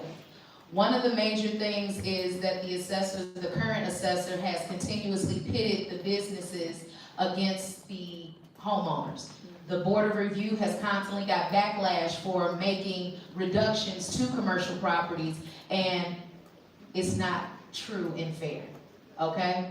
One of the things with the commercial properties, if you think about downtown Chicago, if you think about the Magnificent Mile, if you think about all of those areas, how many vacancies do you see? A lot of those places are experiencing vacancies that they're trying to get back from the pandemic. So I feel that we need to continue. I think we need to have a more basic way possibly to look at those with cap rates and things. I don't want to get into all of that jargon and legalese, but short and long of it, yes, I think that everyone should be able to appeal. If they have the evidence to support their case and we look at it and it's fair, then they should get a reduction, just like any of you who appeal. And those businesses should not be treated differently than any of you or those mom and pop shops. So that's one thing I think that we've gotten away from is fairness across the board. And we need to stick with the industry standards when evaluating these properties. Thank you. Ms. Burris. Next question is equity in property assessments. It says Black and Latino homeowners in Cook County have historically been over-assessed, while high-value commercial properties have been under-assessed. What specific policies, algorithms, or evaluation methods would you use to implement to ensure that racial and geographic equity in property assessments? And how would you report this publicly?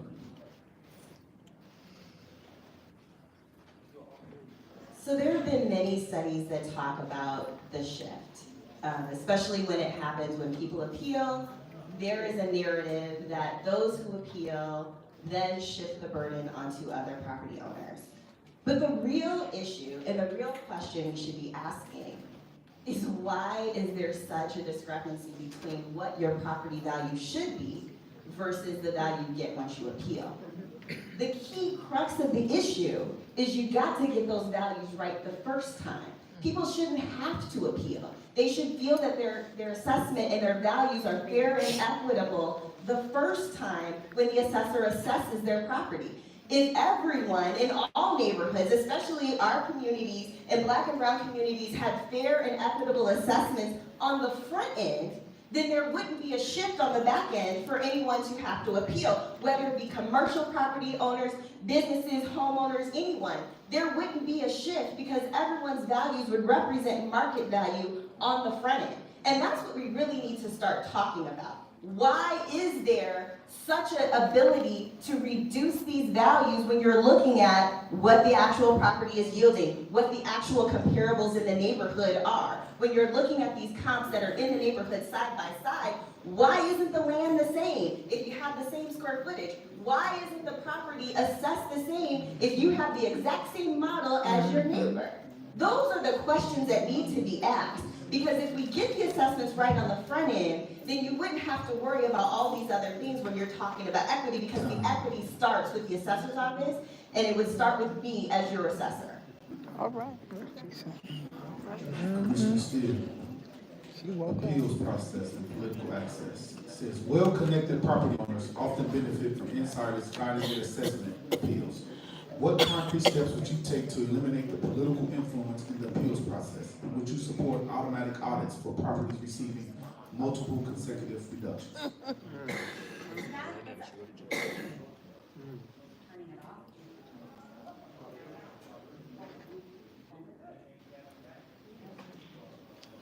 Everybody hear me? No.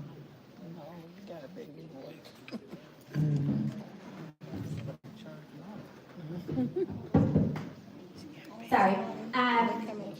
Repeat the question.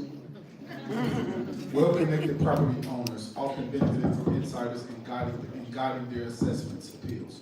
What concrete steps would you take to eliminate the political influence in the appeals process? And would you support automatic audits for all properties receiving multiple consecutive reductions? So when I was running for Board of Review Commissioner, I refused to accept campaign contributions from property tax appeal attorneys. I was the only candidate to have done so, and to my knowledge to have ever have done so. And I did that based on the principle that the Board of Review requires commercial property owners to hire a property tax appeal attorney in order to appeal their assessments. I believe that having transparent, fair, equitable, and accurate assessments in the first place will eliminate that political pay-to-play. I don't know if you guys know this, but Cook County hasn't had a physical inspection of what what the properties on our tax roll look like since 1997. So the first thing I would do is start by getting out, making sure the data that the assessor has in their roll is as accurate as possible in the first place.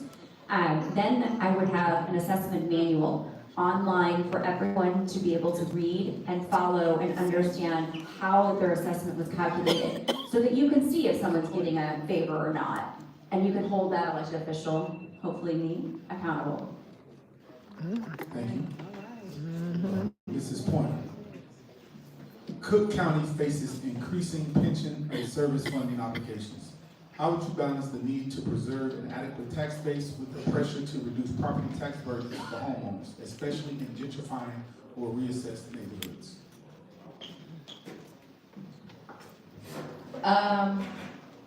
That's a multifaceted question. But the pension issue, as I'm a Cook County employee, I know that they've made changes in tiers for some of the new employees that are coming in. So those are one of the things that they've tried to do to kind of ease that pension issue. But what was the second part of the question about the property taxes? How would you balance the need to preserve an adequate tax base with the pressure to reduce property tax burdens for homeowners? Well, that's going to be a tough balance, and that's going to be a lot of things that are going to have to be discussed. We have to think about the levies too. Some of these things were discussed prior to, especially in the southern suburbs, with a lot of the branches of government. You got township, the local township, the county, the state, all of those things. So we really need to look at the budgets. One thing that I've learned while being out doing outreach, I've asked some of the people in the room, have you been to your school board meeting? Have you been to the budget meeting for the park district? To see what is being asked for, where these dollars they're asking for are being allocated. So we need to be more involved collectively as one. You know, all of the separate things, we have to come together. We need to listen and talk to the taxpayers. And as my role as Director of Outreach, I've been in the communities, I've wiped tears, I've listened to some of these big issues. So this is a difficult question to answer, but we have to work together. We have to look at these budgets and see where we can cut some fat and keep some of that money in the community. Thank you. Ms. Burris, the property tax system is one of the most powerful redistributive tools in county government. Would you support a formal shift to a social equity index in assessments, intentionally lowering assessments for loan disvested communities, even at the risk of litigation?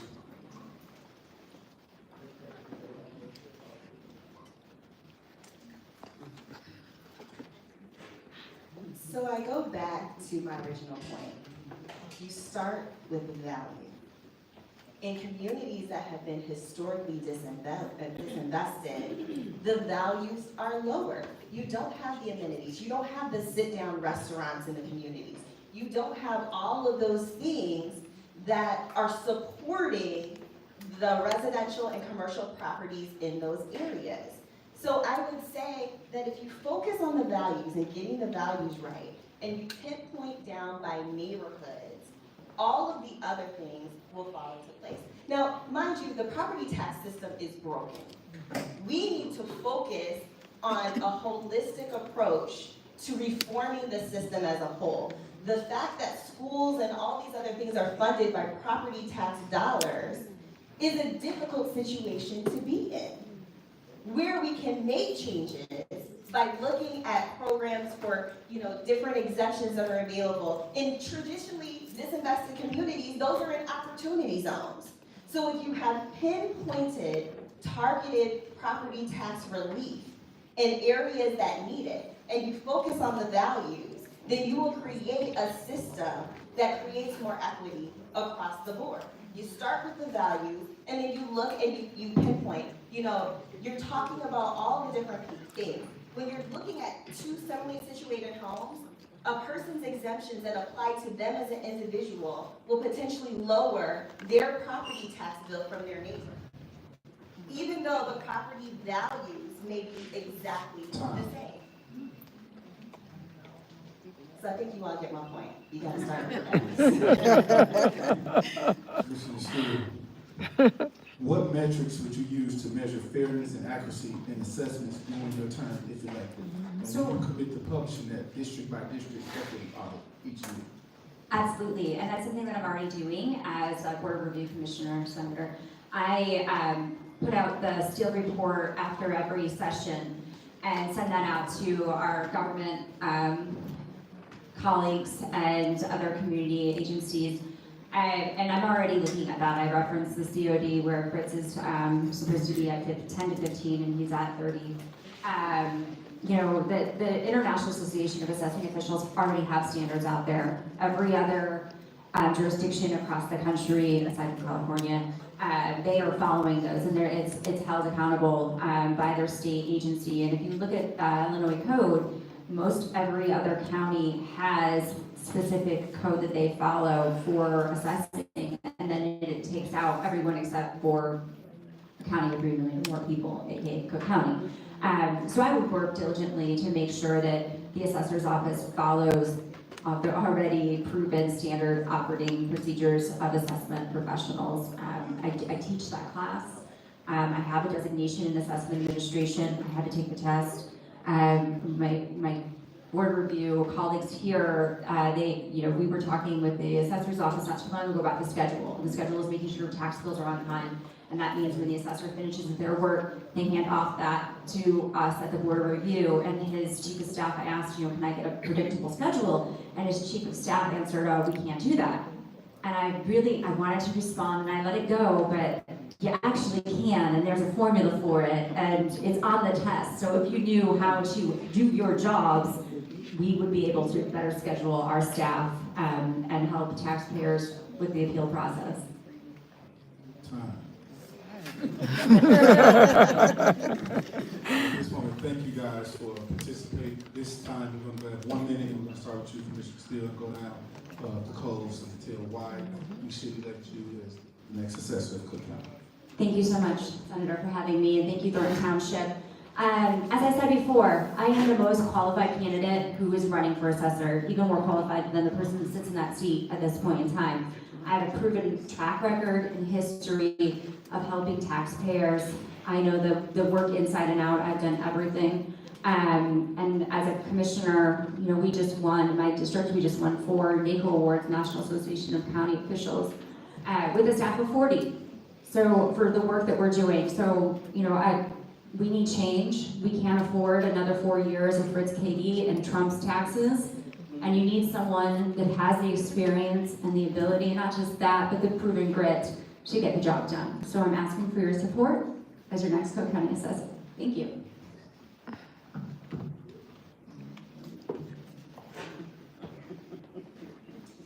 So it's interesting when someone says that they're the most qualified, right? And I'm gonna start with there. I have a bachelor's, a master's, a law degree, and a master of laws in real estate. I also have led this agency over the past 2 years, so the schedule we're talking about, I'm the person who's responsible for that schedule and making sure that we get our numbers. So again, everyone has their own skills and things that they bring to the table, but when we're talking about qualifications, and we're talking about someone who has done the work from being an analyst, evaluating all property types, going to outreaches, doing hearings, all of the work that needs to be done, I have done it. And I've done it well. So when I'm saying to you, is I want to come from behind the scenes getting the work done and get the work done for you. I want to be your next assessor because I know I have a proven track record of getting the work done. I wouldn't be in this field for 17 years nearly if I couldn't get the work done. So I'm asking for your support to be your next Cook County Assessor.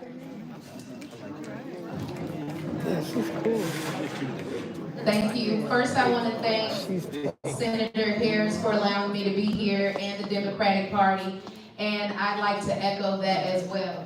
I started at the Board of Review 20 years ago as a summer intern making $10.25 an hour. So if anyone wants to talk about starting from the bottom, come on. I am that person.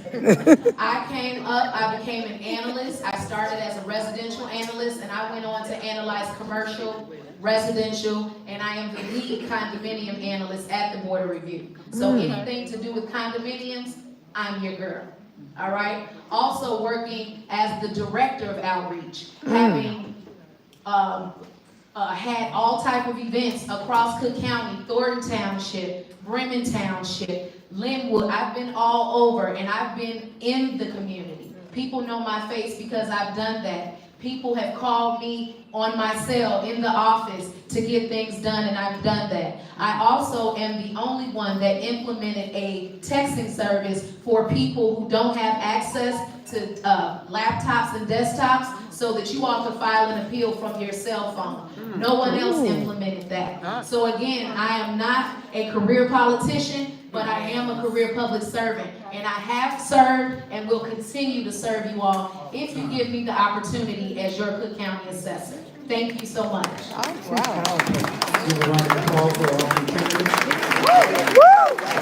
Yeah, that's good. That's good. Yeah. I like that. You got a good voice.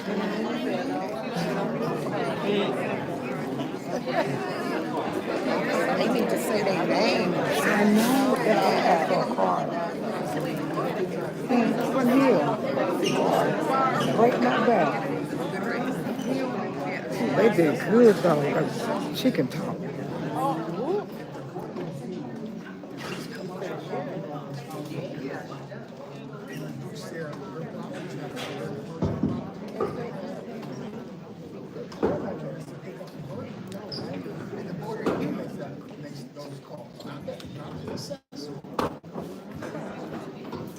Next group of candidates is our, I'm sorry, MWRD. It'll be one more Cook County. What? All right, MWRD, you're up. Oh, I know, I'm sorry. They so glad. We gotta let MWRD go. Oh, wow. Here they come.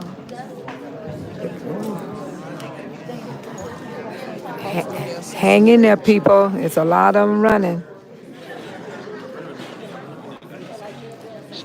Hopefully they'll send out some literature. They will picture campaign and stuff. These people be talking good, though. They know their job. One thing is sure.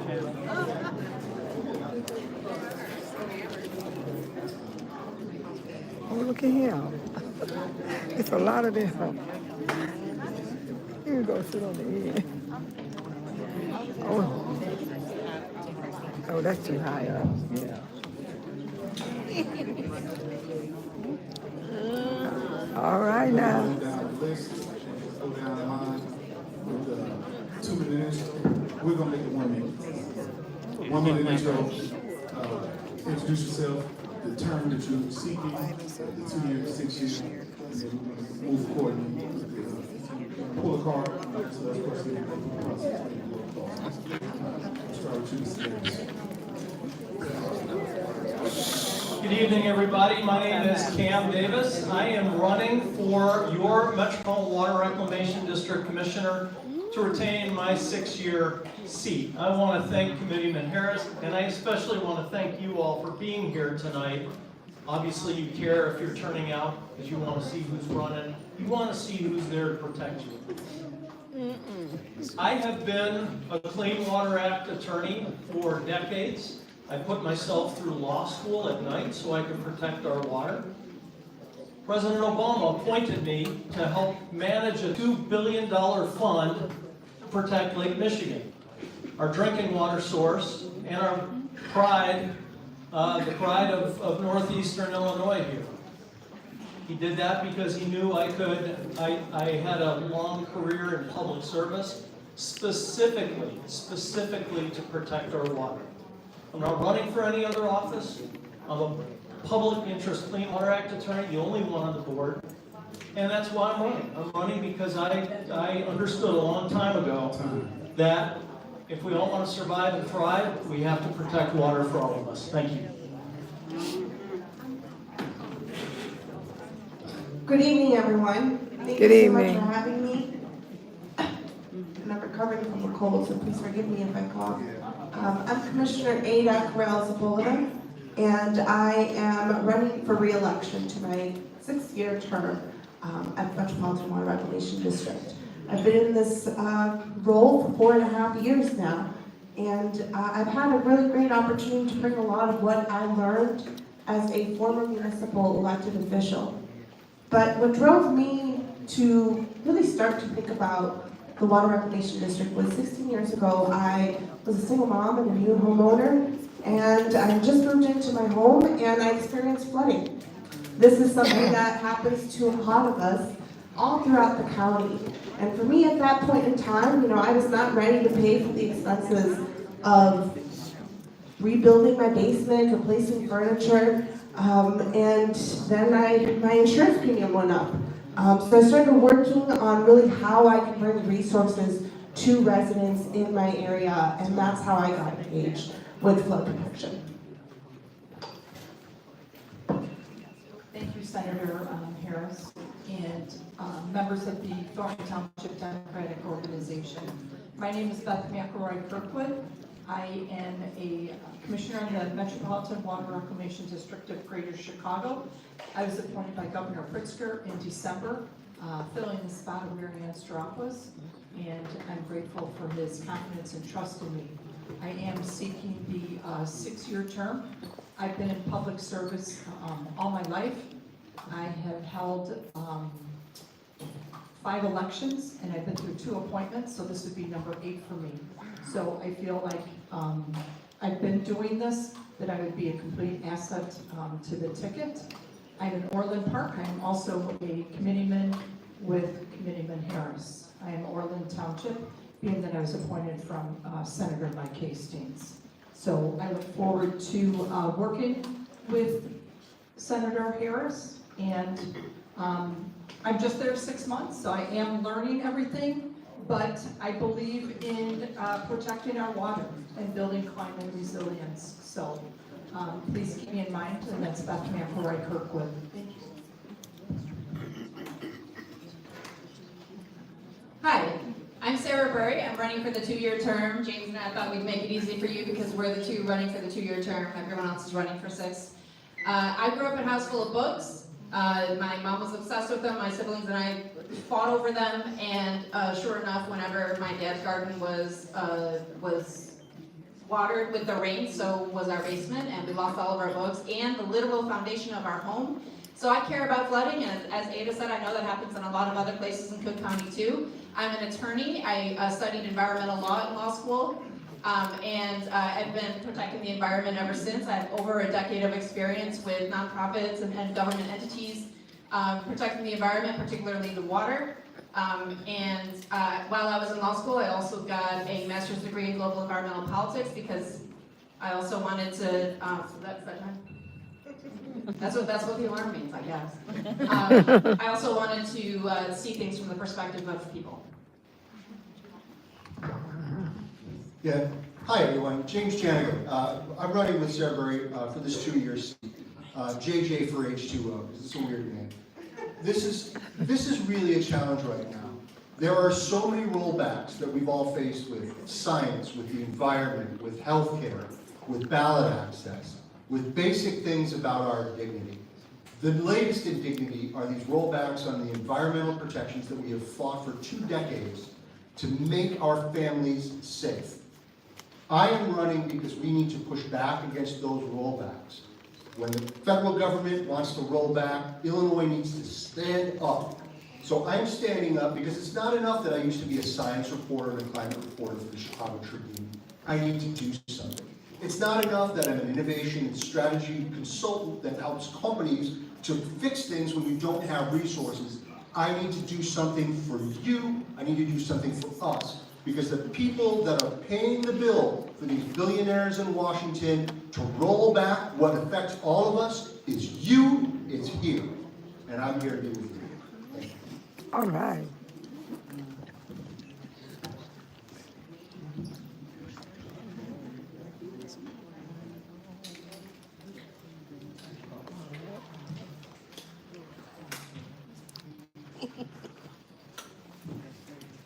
In the same order, just state your category, and then I have a question.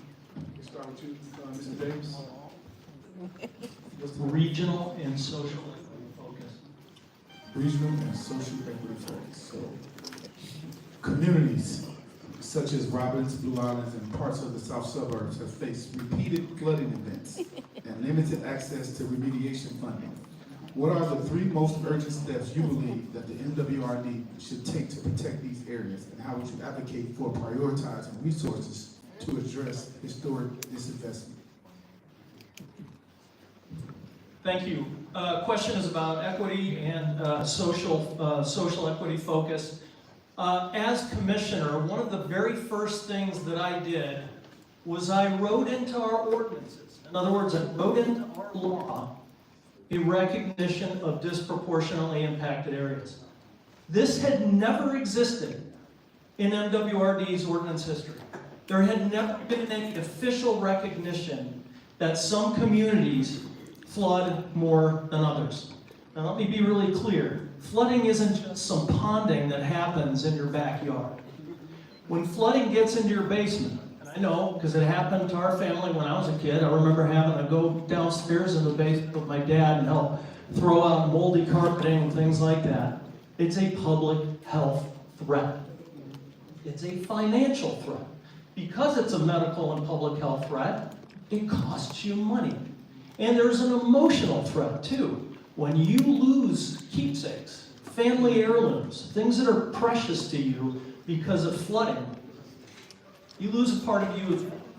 So one of the things is to continue on with disproportionately impacted areas and make sure that they are priorities like places like Blue Island and many others in the Southland. Thank you. Commissioner Amy. Yes, sir. Environmental justice.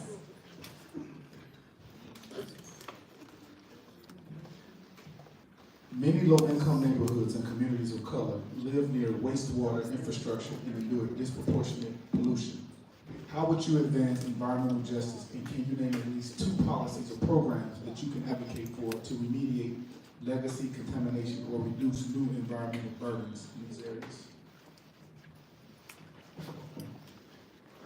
Thank you. Environmental justice for me is very much a personal issue. As a Latina, as someone that understands that, our communities, Black and brown communities, are disproportionately impacted by environmental pollution and also disproportionately impacted by disinvestment. And that is very much the case all throughout the county, but particularly in the southwest, the western suburbs, and the south suburbs. We have issues of disinvestment and pollution. For me, on environmental justice, a couple things that I have done is push forward for an environmental justice policy so that we have an outline on what to work with and move forward our policies.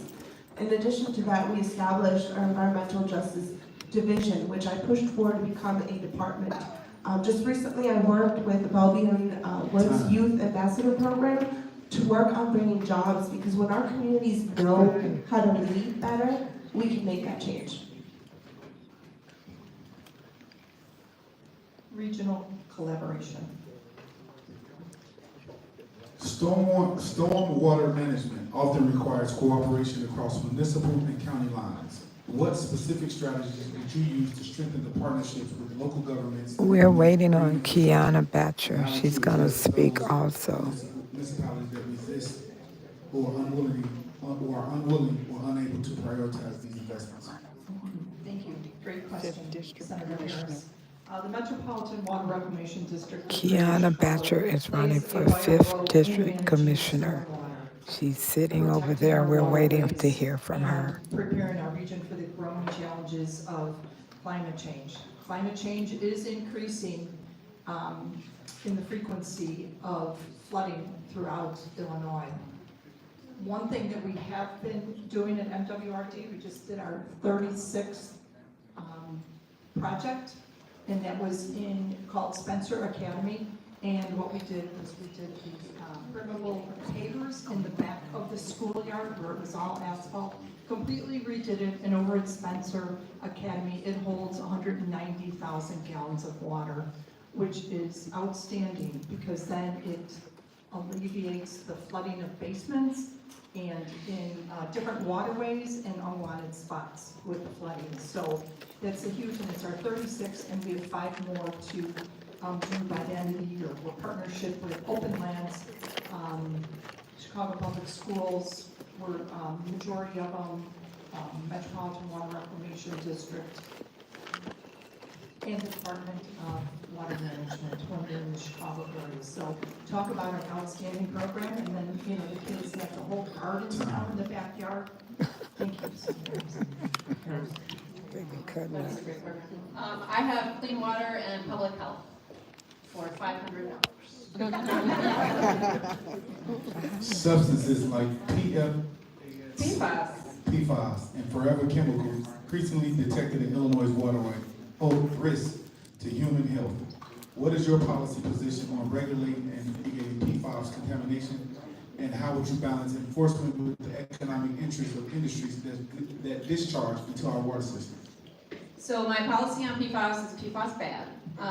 So PFAS, if you're wondering, if you care about the scientific name, it's per or polyfluoroalkyl substances. And so these are things that break off from materials that are made to be fire retardant. So You might find them on, associated with things like your fire extinguisher and things like that. So just so we're on the same page. So MWRD doesn't, to the best of my knowledge, directly enforce anything around PFAS, but what they do is collect information. And they can monitor, just like they did with COVID, so we can figure out which strains were in the system when COVID was going around, like, whoa.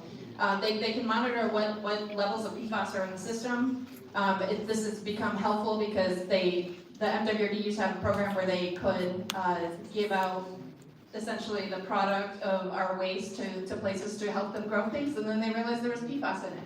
So they have a responsibility as an agency to not distribute that fertilizer, but also to be able to monitor and be at the head of having the conversation of stopping PFAS and things like microplastics at the source.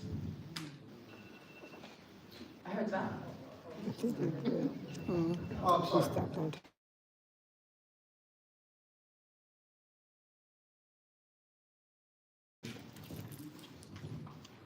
Climate change has increased the frequency and severity of flooding in Cook County. What specific capital investments and policy reforms would you prioritize to build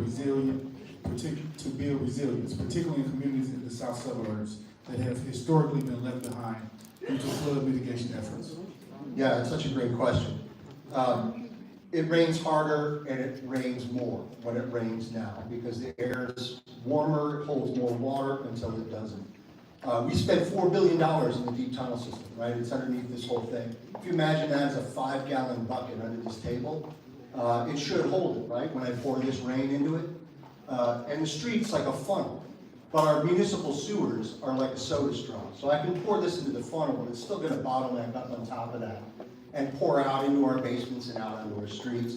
So what we need to do is slow the water down. If you pour this into a sponge first, it'll slow down before it goes into the funnel, and it'll have time to get through that straw. Fixing those sewer systems, that's expensive. We can do that. We can work with the local municipal departments to explain why that's necessary.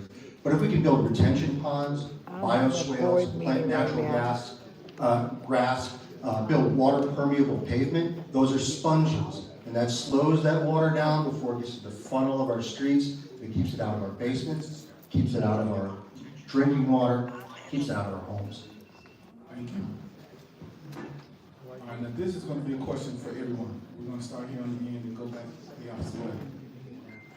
Simply put, you guys have answered the question that you guys pulled, but for the public that's here, most people understand that the MWRD decisions that you guys make or will make potentially affect millions of people in Cook County. But yet, few of folks really understand what your agency does and how it operates. Can you briefly describe the one? I'm sitting at a board meeting. What does MWRD do, and what's going to be your role in helping it be more effective? You're going to hear 5 really great answers. They're all based on one thing. MWRD reversed the Chicago River so that our drinking water would be clean. That was a 19th century problem. We've got a 21st century problem now with climate change and with pollutants like Sarah was talking about. Our basic job is to keep our basements dry and to keep our water clean when we're done using it. But we do so much more than that. We test the water that's in the river systems to find out if there's something wrong with it. We're the first line of defense for that kind of thing. We work with local municipal governments to help you figure out what kind of engineering will slow that water down before it gets into your streets, so we're a partner. We're an advocate who collects a ton of data to work with Congress, to work with lawsuits, to work with our partners, and to work with environmentalists, to work with our communities to make sure that we're represented well. Yeah, all that's true. So the MWRD is supposed to manage storm and wastewater. Stormwater is the rain that comes down and goes to the drain. Wastewater is anything that comes out of your toilet, your sink, your dishwasher, your washing machine. All of that's true. I do want to talk a little bit about what a board member does, because storm and wastewater is great, and you'll hear that, like, again, more times. But what things that a board member does that I think it's useful to be an attorney for and maybe Cam can confirm or deny this. The Cook County MWRD is the second largest landowner in all of Cook County. That's a big deal. They're literally managing lands that some of them are parks, some of them are places where Shell is the tenant. So you need to be able to talk about leases. You need to talk about settlements when it comes to workers' comp for the workers at MWRD. You need to talk about, so many things. There are, so leases, there are workers' comp, there are all these kinds of contracts, real estate contracts, like over and over again, the skills of a translator who can understand the law and then explain to people what this provision is. And I'm not talking about other board members, I'm talking about residents. You should be able to have someone who can tell you exactly why that is the way it is. And you're not gonna go talk to the legal department at the MWRD. So come talk to your commissioner. The Metropolitan Water Reclamation District of Greater Chicago is more than just a governmental agency. It's the guardian of our natural resources, which is very important, which is a public health agency. So I understand the responsibility of treating wastewater and storm management. It's very important, and to all the millions of everybody in Cook County here, not just in the city, but all of Cook County. So I respect the need for greater attention by mastering district issues and collaborating with President Steele's office and our executive director. I feel like I'm a leader and I'm an educator. I am on the Public Information Board for MWRD, so I continue to plan on expanding some of the programs into the schools in Cook County. Thank you.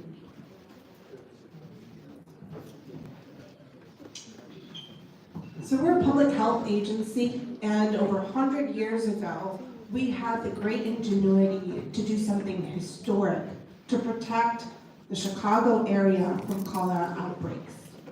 We reversed the flow of the Chicago River, and this protected Lake Michigan as our source of drinking water. It made sure that we could become the thriving economy that we are today.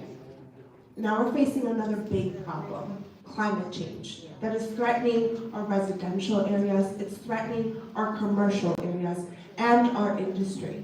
And I do believe that we can face this with the same ingenuity that we did in the 1900s. We can face it head on, because stormwater management is our problem of today. That is our public health problem of this century. And bringing the resources and the thought to be innovative is going to be critical for all of us as commissioners. Thank you. You've heard tonight that the primary purpose of MWRD is to reduce flooding and improve water quality. And at the end of the day, those two things are about your health. They are about our health. They are about public health. What we haven't talked about tonight is how all of this gets funded. And it gets funded through your property taxes, through my property taxes. And I think we all know those property taxes are pretty high. I know I feel it. So one of the things that I think we need to do, and I say this as a commissioner who's been on the board since 2018, is we need to find more creative ways to achieve our mission to protect your health. And we need to figure out a way to reduce costs. One of the things that I want to do is make polluters pay more. You heard tonight about PFAS. We didn't create the problem. You didn't create the problem. We're dealing with the problem. And the way we got to do that is to make some of those manufacturers of PFAS pay. Another one is urban agriculture. As you heard tonight, we have the second largest public property land holdings in Cook County. We ought to be optimizing our property holdings to reduce floodwater, to reduce carbon emissions, and to help bring food security to Cook County. Thank you. And you're going to keep the mic and go down, and this is your 1 minute close. As they say. Why should you support for MWRD? Thank you again for hosting tonight. Thank you to Thornton Township. My name is Cam Davis, and I'm going to ask you a question. Who do you want protecting your health? For 4 decades, as the board's only public interest Clean Water Act attorney, as part of President Obama's administration to protect clean water, as the former CEO of a nonprofit advocacy group that turned out 10,000 volunteers to protect the Great Lakes, I've got a 4-decade track record of doing that.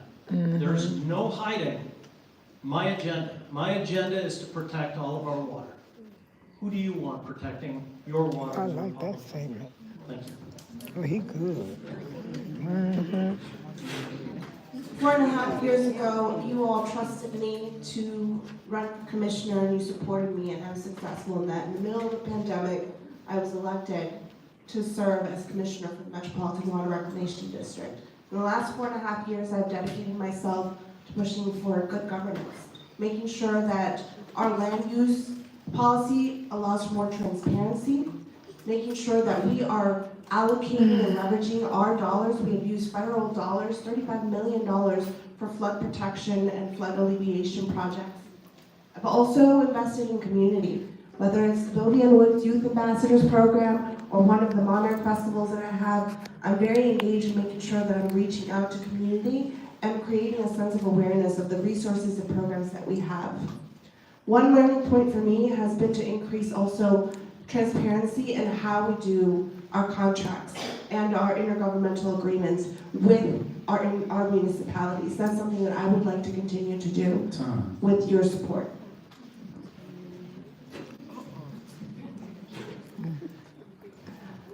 Thank you again, Senator Harris.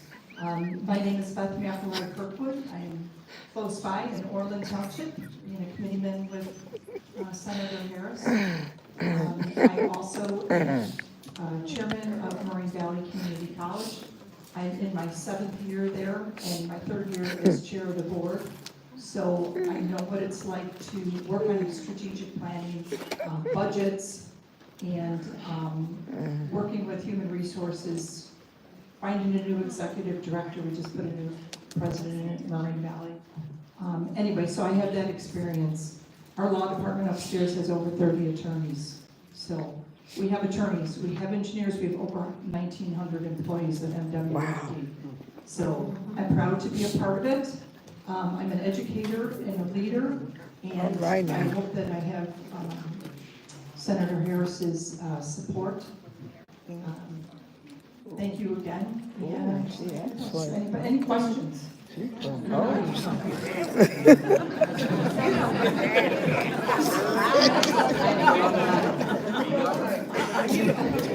Okay, hi, I'm Sarah Murray. I'm running for the 2-year term. I grew up in a house with a dad who taught us to be nice to everybody, even when we didn't think they deserved it, and a mom who taught us that you should act with integrity at all times because at some point in your life, your name may be the only thing that you have.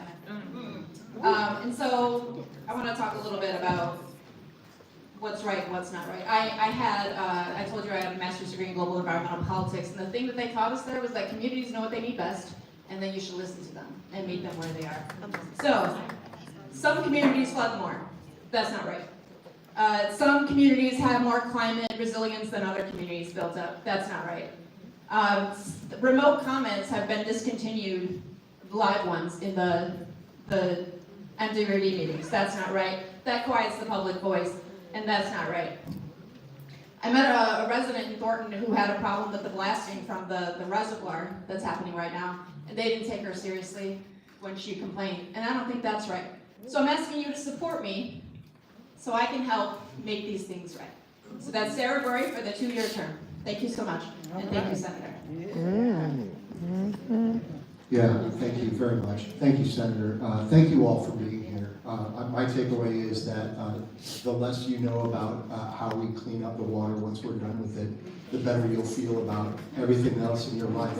I don't blame you, right? This is a job that's best done well and out of sight. But it's a job that when it gets messed up, it's front and center and it really messes with our lives.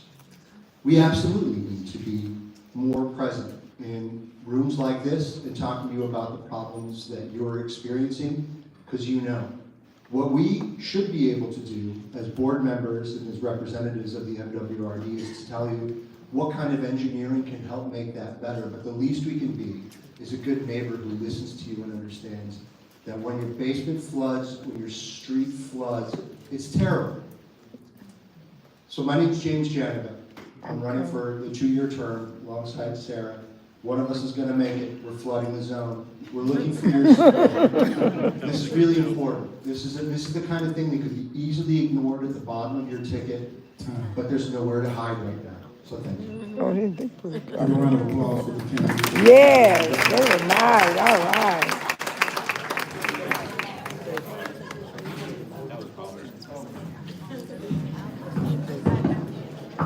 We're waiting for Kiana Boucher, the trustee of Dolton. She's gonna be coming up and she's running for the 5th District Commissioner. Kiana Boucher, she's sitting over there. So I don't know when they're gonna call her up, but I'm waiting. We're supporting her, yes. So be patient, people. It's been a long night. It's 9:02, so Bay Solo is over here. I won't be able to start up my other mission I wanted to do. Candidates for 5th District Cook County Commissioner. Oh, this is Kiana. 5th District Cook County Commissioner. Please Come on, make your way to the Kiana. front. Oh, she only want to get 2. Oh my God, this is.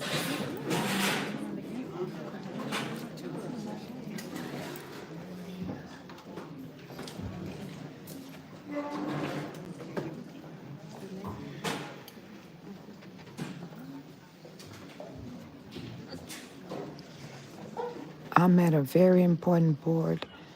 We're looking at the candidates that's running that we're going to be voting for. There's Kiana in the black. That's our trustee. 1-minute intro, and then you guys are gonna choose the cards, answer a few questions, and then do the 1-minute closing, outro closing. We're gonna start first with Commissioner McCaskill, and then go to Trustee Belcher. Good evening. I am Dr. Keisha E. McCaskill. I am your 5th District Commissioner of Cook County. And I For am now. asking for your support, and the reason I am running is to continue the work that I've already started. I came into this position as an appointment in January. My appointment was on a late Friday night in a crowded field of 5, and I walked out with a unanimous vote because I was the person for the job. I believe that God put me in a position to be in this position because of my background. Preparation is everything. I have the education, I have the knowledge, I have the wisdom, and I have the understanding of what the need of the 5th District is. I've been in the position since January 10th, and since that time, because I understand legislation and I write it for a living, I've already passed 83 pieces of legislation. Woo! I've already written 7 resolutions. I've already helped to start the budget process to fill the stopgaps as we begin to see the executive orders that cut Medicaid and Medicare. I've already begun the process of including our seniors in our processes and our program. The one thing about this particular position that I'm in, and I'm sure I'll answer it in another question. Thank you.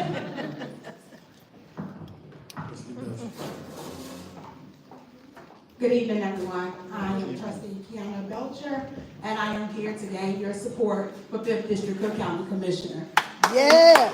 Most of y'all know that I have been in the forefront of integrity and honesty and making sure that I speak up for the residents. And I want to make sure I take that advocacy to the 5th District. I grew up in the 5th District. I was born in Washington Heights. I moved a couple of times, and then I purchased a home in the 5th District. Right now, we need someone that just doesn't understand that we need to be more than a seat there. We need to be at that table giving all the resources that the county has. For 28 years, someone sat in that seat, and many people, when we're knocking on the door, don't even know what the 5th District Commissioner does. That's the problem. We need to make sure that the resources come to the South land. And I want to make sure that I'm the voice that gets in that spot to make sure that we receive the resources of the 5th District. I'm Kiana Belcher, and I'm running for 5th District Cook County Commissioner. Yes. Woo! Yes.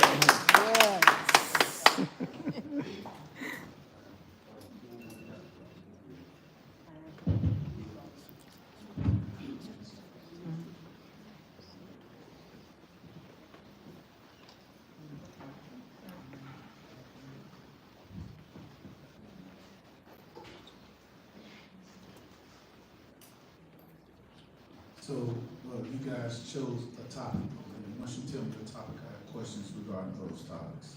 We're gonna start with you, trustee Belcher. What's the topic? Leadership, style, and political philosophy. So, leadership. Do you see your role as primarily an administrator of county services, a representative of local residents, or a policy advocate reshaping Cook County government? Please explain how your philosophy on public service shaped your first year project. Sure. I see myself as a little bit of all three. And I say all three because each one commingles with each other. And when you're looking at policies and procedures, you're making sure that you're not just thinking about yourself, you're thinking about everybody who you represent. So in the first year, of course, when I become the Cook County Commissioner in 2026, I will be working off of the budget that has already been passed. And so I will have to follow along with those type of budgets and policies that have been put in place, but also I will make sure that I work with the current president and the rest of the commissioners, because this is just not a seat for one person. This is a collaborative effort for everyone. So in leadership style and that philosophy, I believe that all three should be something that is encouraged to work in for the representation of the 5th District. Yes. Commissioner McCaskill, your topic. Economic development and regional investment. Okay. Cook County has struggled to retain businesses and jobs in the Southland. What policies would you pursue to attract new private investment and to create jobs without relying solely on long-term tax abatements that can erode the county's revenue base? That's a great question. So we've already begun some of that process. So some of the things that we're currently doing is we've already started a housing hub. We're working with developers that are creating low-income housing in various areas to ensure that those developers have businesses, but also our business owners that are in that area can receive those subcontracts. One thing that I've done already in the 5th District specifically is I've already started a business development workshop, which we've been doing since March. And I'm working with South Suburban Development Authority. And what we're doing is making sure that all of our business owners understand how to become vendors with the county. That's part of the economic development piece. When it relates to investment, you have to go beyond your tax dollars. You have to look beyond grants. Most people, those are the go-tos. There's no loans. You have to look philanthropic. You have to develop the relationships with organizations and businesses that are willing to invest in that location. You can't think about one city. There are 29 communities in the 5th District. Cook County is the second largest district, the second largest county in the U.S., and the second, in my district, the 5th District, is the second largest district in Illinois. So,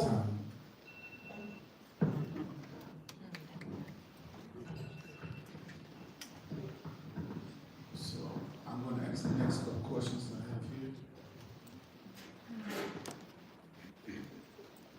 This is for you, Trustee Bill. Taxation and fiscal fairness. Many homeowners in the 5th portion of high taxes relatively to income. Would you support a progressive tax reform such as a vacancy tax on the commercial land banking or real estate transfer tax on large developers? What fiscal tools would you use to relieve pressure on working class residents? Well, the tax issue is an issue across the board, not just in the 5th District.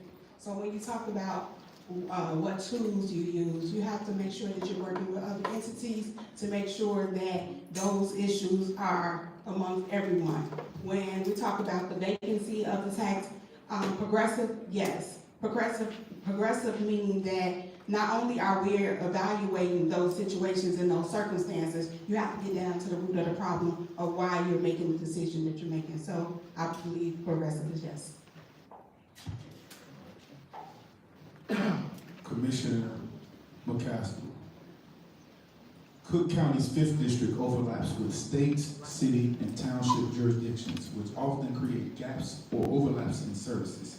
How would you collaborate across units of governments to advocate for the 5th District, and what are the 2 largest regional disparities that you would fight to correct? I'll start from the end. The 2 largest disparities are the healthcare disparities in Black and brown communities and the lack of access to resources. So one of the things I've done to remedy this, because I am a person of resolve, I have already begun the process of making sure the resources are coming into the neighborhood. That is the premise of my office since day one. And for those of you who have actually been involved, you will know that you have probably already participated in many of the workshops that we've already provided with this premise, bringing the resources to the neighborhood. The overlap is educating our mayors, our committeemen. You would be amazed at people that are currently in seats but don't really understand exactly what county government is. So I've not only been in the seat as a leader, I've also been a legislator and a partner, because I want them to understand what we're collaborating on. I want them to utilize the resources and understand how I can help them to better all of their communities by making sure they have access to the information that I can provide.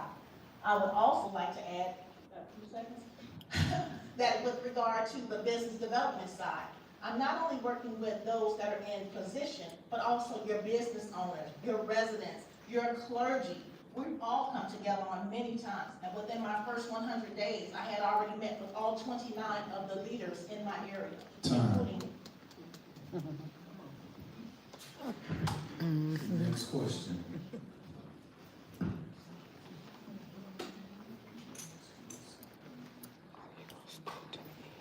Public safety and alternatives in policing. Trustee Belcher, do you support shifting county funds away from jails and policing and into violence prevention and mental health and youth programs? If so, what percentage of the county's public safety budget would you reallocate, and how would you measure the success of the program? So first off, I would say, it would be fair to me, unfair to me to say I know the actual percentage of the budget right now, because I don't, but that is something that I will look into. But also, I do believe that making sure that the services that they have with organizations for violence prevention must continue.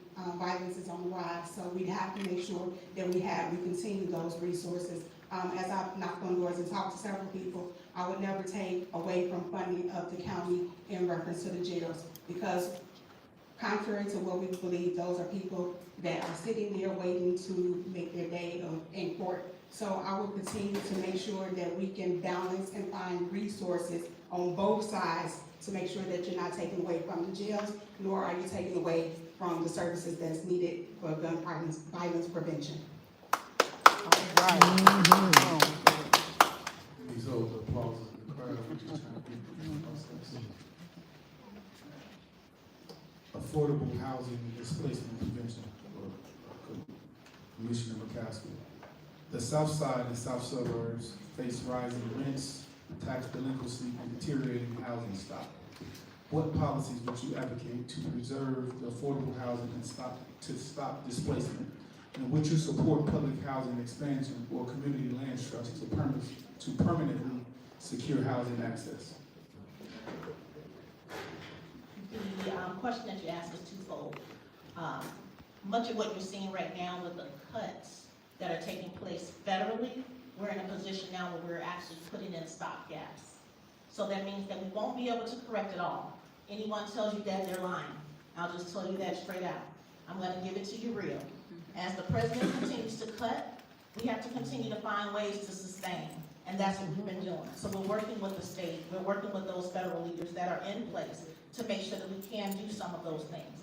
For example, right now we started the Homeowner Relief Fund, where we're trying to provide stipends and supplements to people that are in mortgage positions but they were just laid off, or people that are in need of low-income housing. We have a new housing development just in the city of Harvey. We just opened up new hubs on the west side of Chicago. We have new developments for low housing coming to Chicago Heights, and then also to Proviso. So those are some of the things that we're doing. As you look at it legislatively, you cannot make a good decision at this particular time with the level of uncertainty that we have. When you talk about housing crisis, we already are dealing with children that were put out of the Job Corps Center, received a letter on Friday and had to be out of that facility by Tuesday. We just received a letter on this past Friday for the CAPS, where seniors are losing their jobs, which means it's cyclical. So more people are going to be without housing. So right now, it's about finding resolutions to bring everyone together to make sure that we put people in the best situations possible.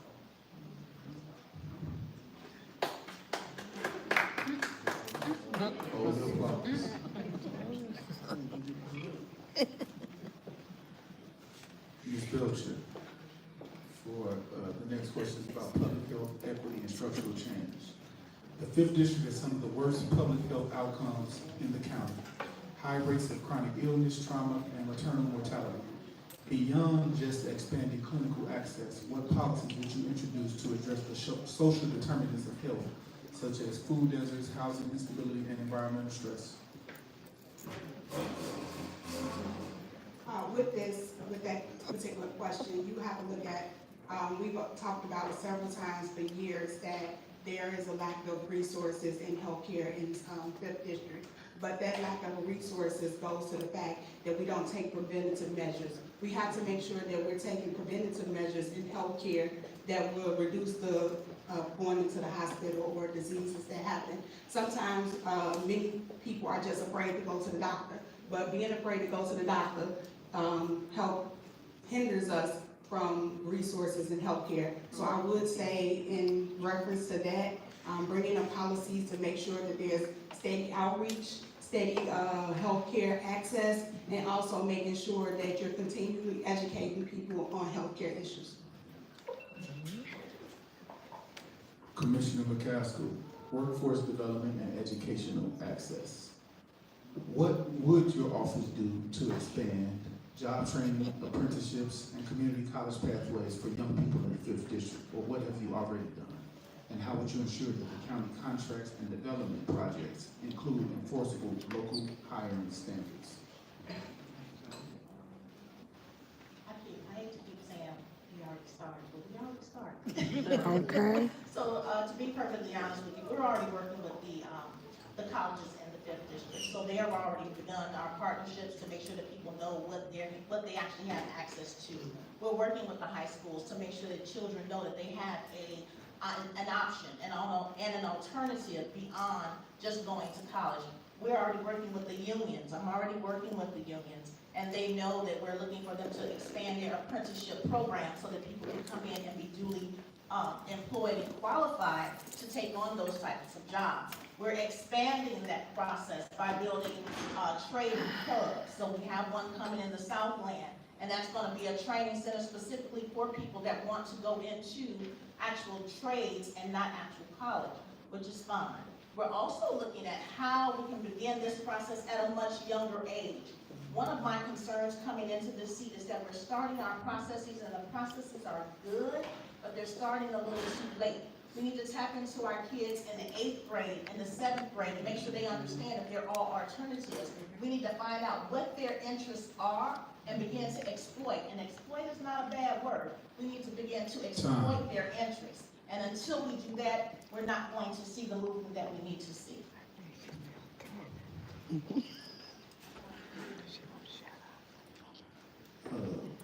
This is going to be the same question, but it's going to be the final question for both of you. What do you perceive your job as commissioner of the 5th District to be outside of the scope of just being elected? Meaning, we know the job is to legislate and create policies for the county, for the respective district. But what do you bring uniquely different to the table that you believe that's your superpower or your skill as being the commissioner of Ms. Belcher? I believe that my skill being that I have a background in finance, that I've been in leadership, that I'm currently sitting in the position where I understand the different roles of what leadership is, legislation is, and also being held accountable to the residents. I believe that being transparent, being with integrity, and also being accessible to the people of the 5th District. And when I say accessible, I mean making sure that they understand that they have the resources they need and they have someone that's there to fight for them in the 5th District. Commissioner McCaskill, question. I have a dual doctorate. My doctorate is in Public Service Administration and Organizational Leadership, which is a very unique and dynamic in its dynamics because it not only allows me to lead, but it allows me to teach leaders how to lead. And that's what I've been very effective as. As a consultant by trade, it has allowed me to put myself in a position where I can go into any organization and reorganize it and make it better than what it was when I got there. I have a background in finance. I have an MBA.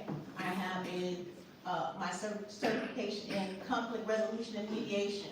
I also have when I found out about the taxes, if you follow me in the newspaper, I'm an editor also. But I wrote an article in 2021 where I predicted what was going to happen. I forecasted what was going to happen with the taxes, and no one wanted to hear it. Dr. McCaskill, that's not going to happen. It happened just the way I wrote it in that paper. If you don't believe me, check out the South Suburban News. I wrote about it in 2021.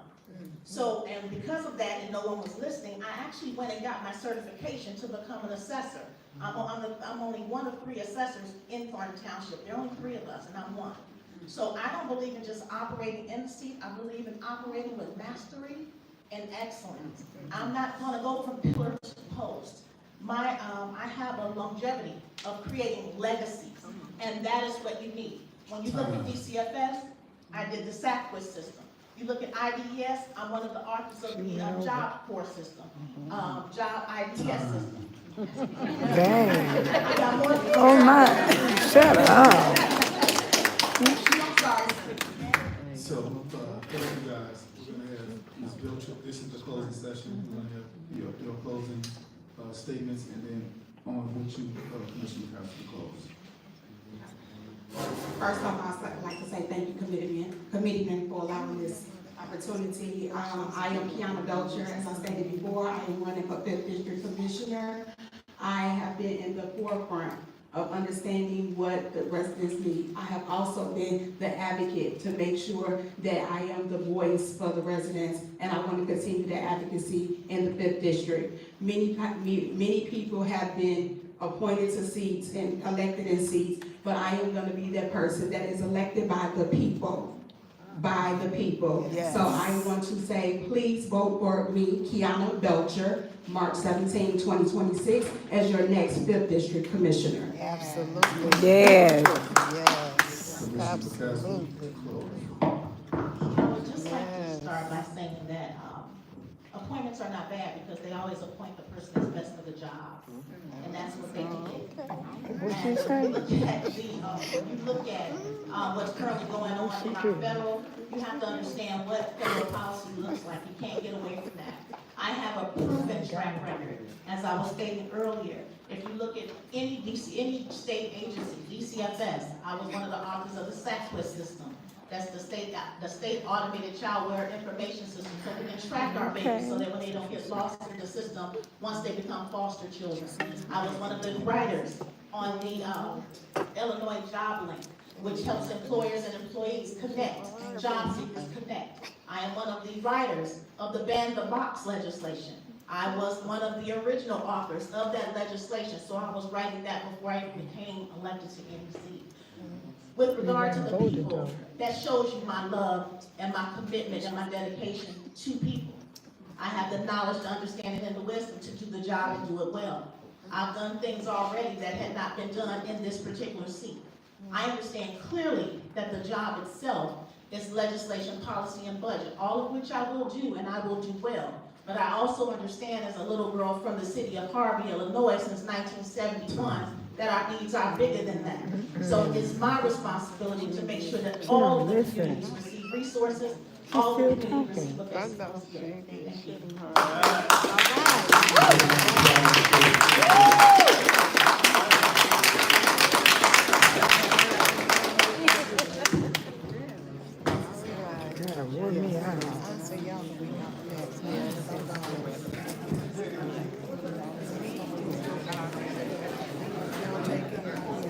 Come on, Damn, we leaving too. Let's go, Damn. We say the best for last, residents, the best is for last. I can't do it, I'm Don't go nowhere still. yet. Your Cook County judges are about to speak. I don't care.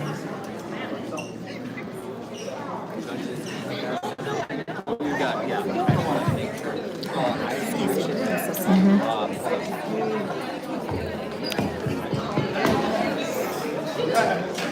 How you doing?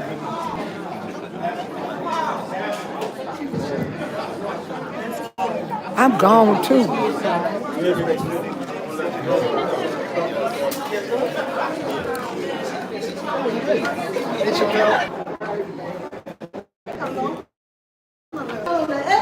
I'm on my way home, y'all.